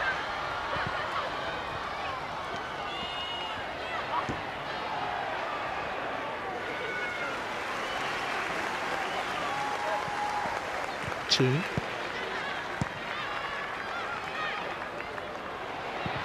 What's going to come for England? Come on for England. Nikita Paris, I would imagine, it's the most vulnerable there. Bronze. Opportunity here. Nobbs has forced the corner off the Tottenham defender, Zadorsky. Play down this right hand side from England. They're starting to get numbers around it. Lucy Bronze getting in advance. Jordan Nobbs coming over to this side as well. They're causing some issues for Canada. Just like they're putting on Ellen White now. I think they are missing that number 9. I think Nikita Paris has done okay in this game, but it's probably not a natural position. As we know, she's a wide player. It'd be good to see Ellen White in that more natural position. Here she comes then. So often England's talismanic goal scorer in the last couple of years. Greenwood takes it. It's easy for the goalkeeper, no challenge on her whatsoever. And that will disappoint the England team and the England management team as well, as they look for Ellen White, the 5th highest England scorer of all time. behind Karen Walker, behind Farrah Williams. Well, just one now. Kerry Davis is 4 ahead, and Kelly Smith is within sight of Ellen White. Just 7 goals separate the two. Coming on for Canada, I mentioned experience in this squad. Don't forget Christine Sinclair, who's got 297 appearances. She's injured. Well, they're bringing on a mere stripling. Hardly any experience for Sophie Schmidt, just the 202 internationals for Canada. Always remarkable. And here, Hemp has stolen it back, and look at the pace, and look at the charge, and look at the recovering challenge there by Jas, who gave away the ball initially and hurtled back to deny Lauren Hemp. Golden opportunity for an England equaliser. Tell you what, that is a brilliant block from Giles, but great pressure from Lauren Hemp. Picks it up, could have played Ellen White in, but uses her pace to get past, and you think it's got to be goal. But a great block from Giles. You just see it now with her left leg. Does enough. That is a golden opportunity there for England. Brilliant, brilliant recovering challenge to save Canada after the initial error. Corner kick is swept as a foul in there. May well have been Millie Bright as she came forward from the back. Referee was well positioned and has had a good game because it has been competitive. And here comes Schmidt now then, as we watch that one again. It is Millie Bright. The thing is, I've seen that in training all the time. That's Millie Bright, so it wasn't the first one, so I'm trying to see what it was. I don't think Millie Bright's done anything wrong there. She shoved into her from the referee's point of view. We've seen Schmidt many times in the past as she makes her way out onto the field for Canada for the 203rd time. Made a debut 16 years ago at the Olympics of 2008, and in London 2012 when she was in the side that beat England, was in the side that lost to England in the quarter-final of World Cup 15. 3rd highest ever capped Canadian. Another player called Diana Matheson picked up over 200 internationals. Don't forget England on the coaching bench have a Canadian international, Rhiannon Wilkinson, who's working with Hege Riise. She played nearly 200 times for Canada. Oh, blood on the face there of Lauren Hemp. And that's a nasty gash. Yeah, it was a really bad clash. Both of them went up for the header, I think. It's not a great one for Lauren Hemp. Just see going up there, both committed, Lauren. Oh dear. And Giles both looking at the ball, but looks like Hemp has come out far worse. It's a nasty one. I'm wincing myself watching this back. Right on the eyebrow. And the medical staff doing their best. Situation where you need a good boxing corner man out there. What will the England management team now say to the England players as they come across for this huddle with Lauren Hemp still down, still getting treatment? I think they can press more from the front now. There's 10 minutes to go, including this injury. I'd say be a bit more aggressive, be front-footed, keep pressing. Is that strange for you that she stood back away from the huddle there? I think her assistant, as you mentioned, former Canadian player, she seems to be doing all the tactical stuff. She might be giving the information, is just watching things back, but as you can see, there is tactical information being put onto the team. She might want to cover that up though, because we can all see the tactics that they're trying to do, and it looked like trying to get as many players centrally as possible. And Wilkinson, dad born in Denmark, was in the English military, mum Welsh. She was a good sportswoman at Canadian level, played good ice hockey, good rugby player. And Wilkinson, a very good footballer. Olympic bronze in London in 2012. And a bandage for Lauren Hemp. The closing 6 minutes.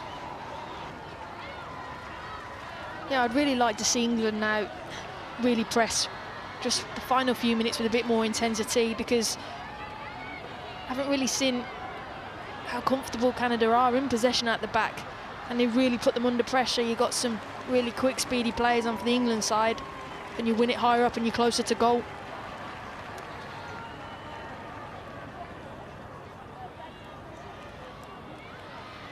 WSL, 10 years old today, and WSL football back next weekend with you on the BBC, on the red button. Lunchtime Sunday, Manchester United against Tottenham. And don't forget, next season games virtually every week will be live on the BBC in the new deal. It should be fantastic for WSL football. Already it's going around the world with a new deal this season, and worldwide audiences are lapping it up, which can only be good for the English game. What needs to happen for the English game is wins for the Lionesses. They haven't won consecutive matches since they won the round of 16 and quarter-final tie at World Cup 2019. It seems a long time ago.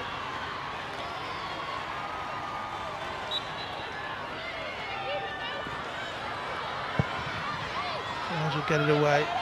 Karen, you've got to pick a player of the match in a couple of minutes. Ooh, good for Karen Barty. She needs to get it away and didn't. And Canada have a second goal. It's another nightmarish defensive mistake by England. The back pass short, and Barty couldn't get it away. And Nichelle Prince nudged it over the line. England 0, Canada 2. Yes, it's only a friendly. It's not competitive, but it's another defeat for the Lionesses. Again, we talk about football, it's margins and mistakes, and unfortunately, again, this is another mistake. The back pass from Millie Bright, and Karen Barzi just doesn't adjust her feet, and it just allows Prince to come in and press. Touch there, it is a tight touch, but you can't have it 2 yards out from your own goal. You can't open your hips up and allow Prince to get in there and just nick it. It's a mistake from England again, and it's cost them in the opening minutes of the first half, and now in the latter stages of the second half. And you feel for Karen Bardi, just coming to the side, and you're thinking, feel for her. Her first international since those World Cup finals in France. Nichelle Prince's first goal since those World Cup finals in France when she netted against New Zealand. And it's England 0, Canada 2. A free kick goes England way for the challenge on Toon. Now you're looking for positives at this stage of the game. You've also got to name a player of the match in a moment, Karen.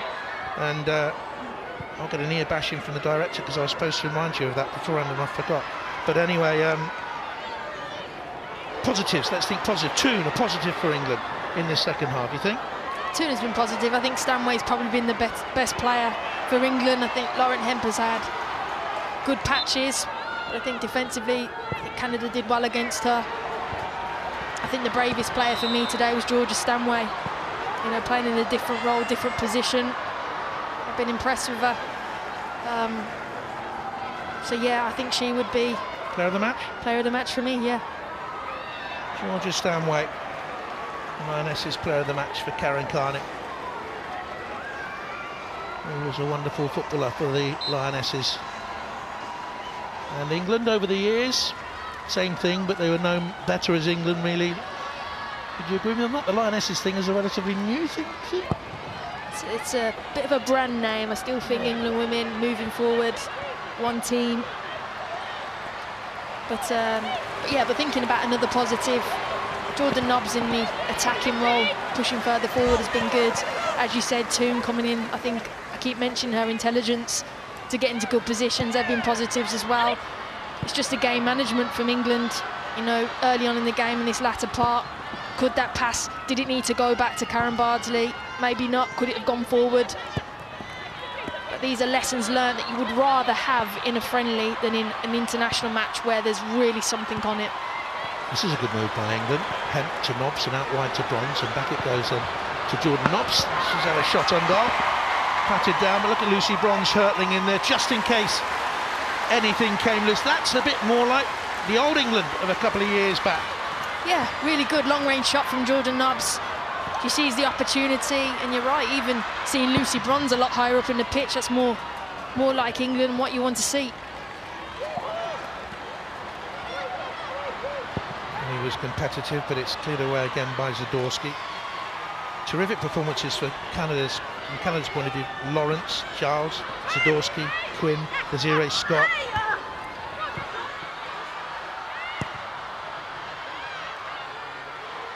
Power, pace and game intelligence all around this Canadian side. They will be a force in the Olympic Games again, just as they have been in the last 2 tournaments. Up it goes by Williamson, looking for Ellen White. I remember, JP, though, England had a game at Wembley where Germany beat England 3-0, and I played in that game as well. And after the game, we kind of said, look, we'd rather lose in this friendly match than in the major tournament, and we learnt a lot from that day. And this is what England have got to learn in these friendlies now, that the mistakes that have happened, it's in a friendly game. And I'm positive. I think that Hegarisa would have learnt a lot from these 2 fixtures. It's been a long time since England have come together and played Tier 1 opposition, so I'm still confident with this side. That was a momentous day. England playing Germany at Wembley, having England women games at Wembley was a huge step forward. And Baroness Sue, you heard from her at half-time, played a massive role in that. Lucy Bronze with the ball in towards the near post, and that's dropped down. And when you started your England career, Karen, thought of an England's women's team playing at Wembley Stadium, it would have been unthinkable. So the developments in the game, I think, over the last 8 years have been so dramatic, so dramatic. It's a credit to a lot of people, you know, behind the scenes, and massive supporters of the women's game. But it's brilliant to see, and hopefully when people are allowed back into the stadiums, those stadiums can be full again. England have possession with Kemp, with that bandage protecting the head wound, which has gone beyond this time for the first time in the game, really. Schmidt was back there to cover for Canada. It's going to be a corner kick for England. Kemp walking wounded. And who's that Canadian player that's down on the halfway? Is that Zadorsky? No, she's back in defence. Becky, is it? No, it's not. It's the substitute who's come on, the striker, Jordan Heitema, who's gone down.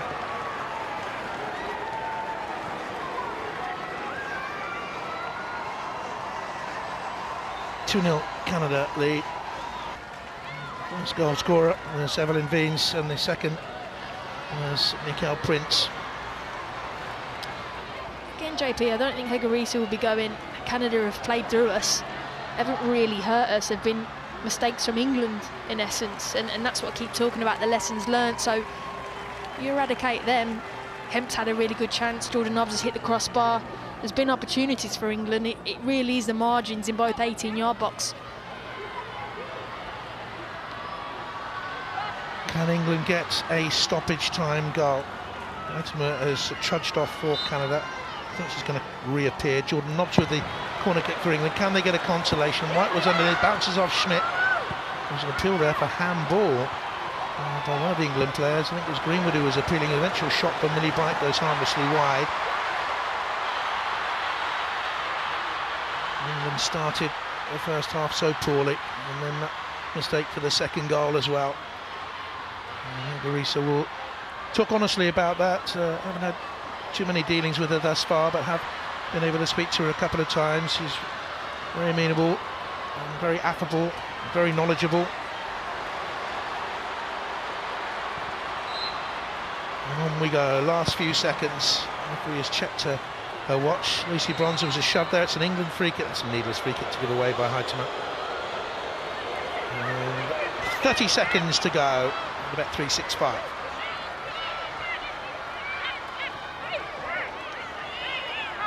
Need to get on with this. Greenwood left-footed then. Bright has gone forward, telling Jordan Nobbs to get in the mix. Up it goes, looking for Millie Bright. It's loose inside that penalty area and eventually thundered away by Becky for Canada. They'll love this, the WSL players, Becky and Fleming and Zadorsky. They've been at St George's, as I say, in the build-up with England over the last few days. England have been segregated in key areas, and there would have been social distancing as well, but there has been some banter, I gather. And Greenwood then back to Bardsley. Oh, she got caught there as she went to play it out. Buffeted to the ground by Prince. Again, there was a moment there where I thought they would have been in again and got a third, but Canada will have to settle for a 2-goal victory here. The first goal, a gift, a mistake by Stoke. Sveens tucked it in. The second, a bad back pass to Bardsley, who couldn't clear it away, and Michelle Prince got the second. for Canada. Your final thoughts, Karen, here? Margins. I think the margins have cost England tonight, but like I keep saying, it's bigger picture planning moving forward. I think Hegarisa would have learnt a lot from these two fixtures, these international friendlies, as well as the players. But they have to eradicate these mistakes if they want to progress in major tournaments. Good night for the former England assistant manager, Bev Priestman, and her Canadian side. They have come to Stoke and they go away with a victory by 2-0.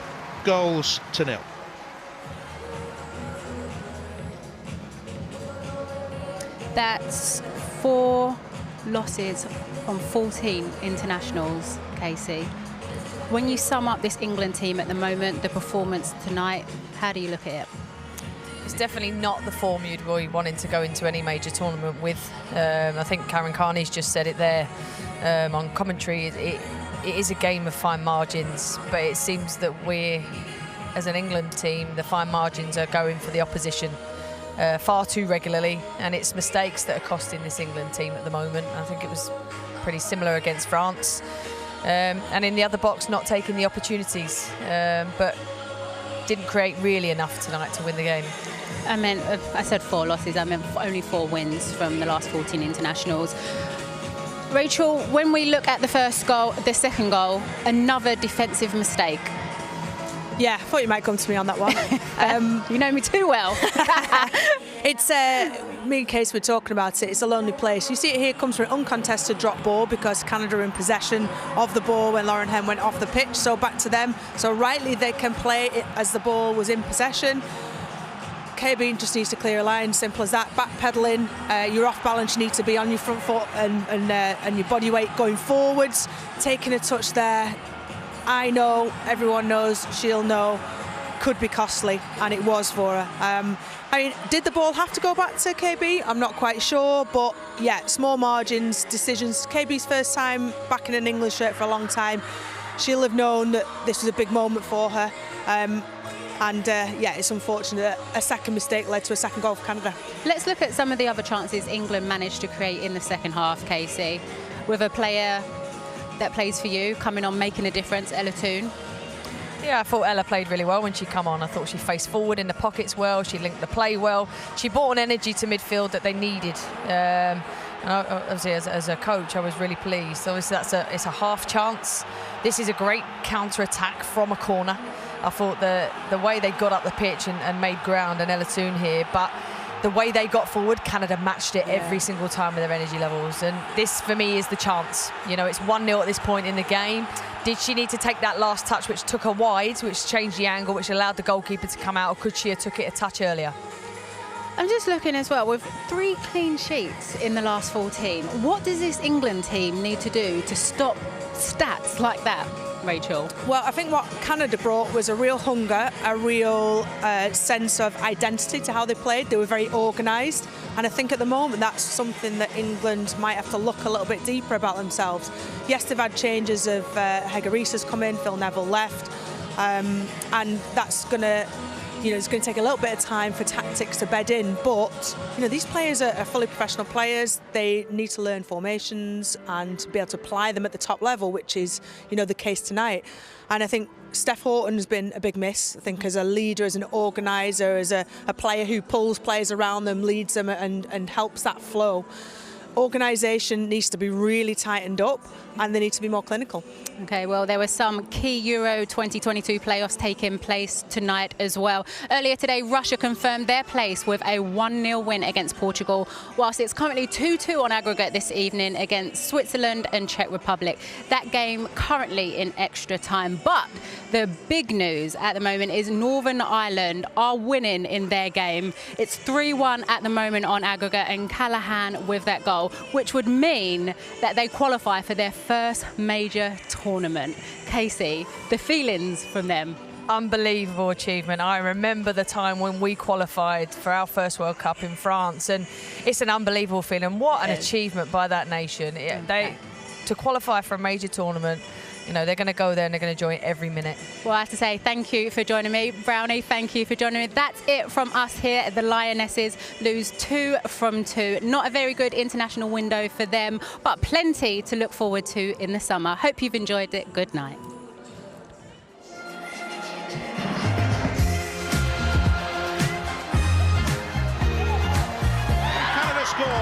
after 2 minutes and 35 seconds. A shot from range. Lobbs takes it. Oh, net rattle the top of the bar.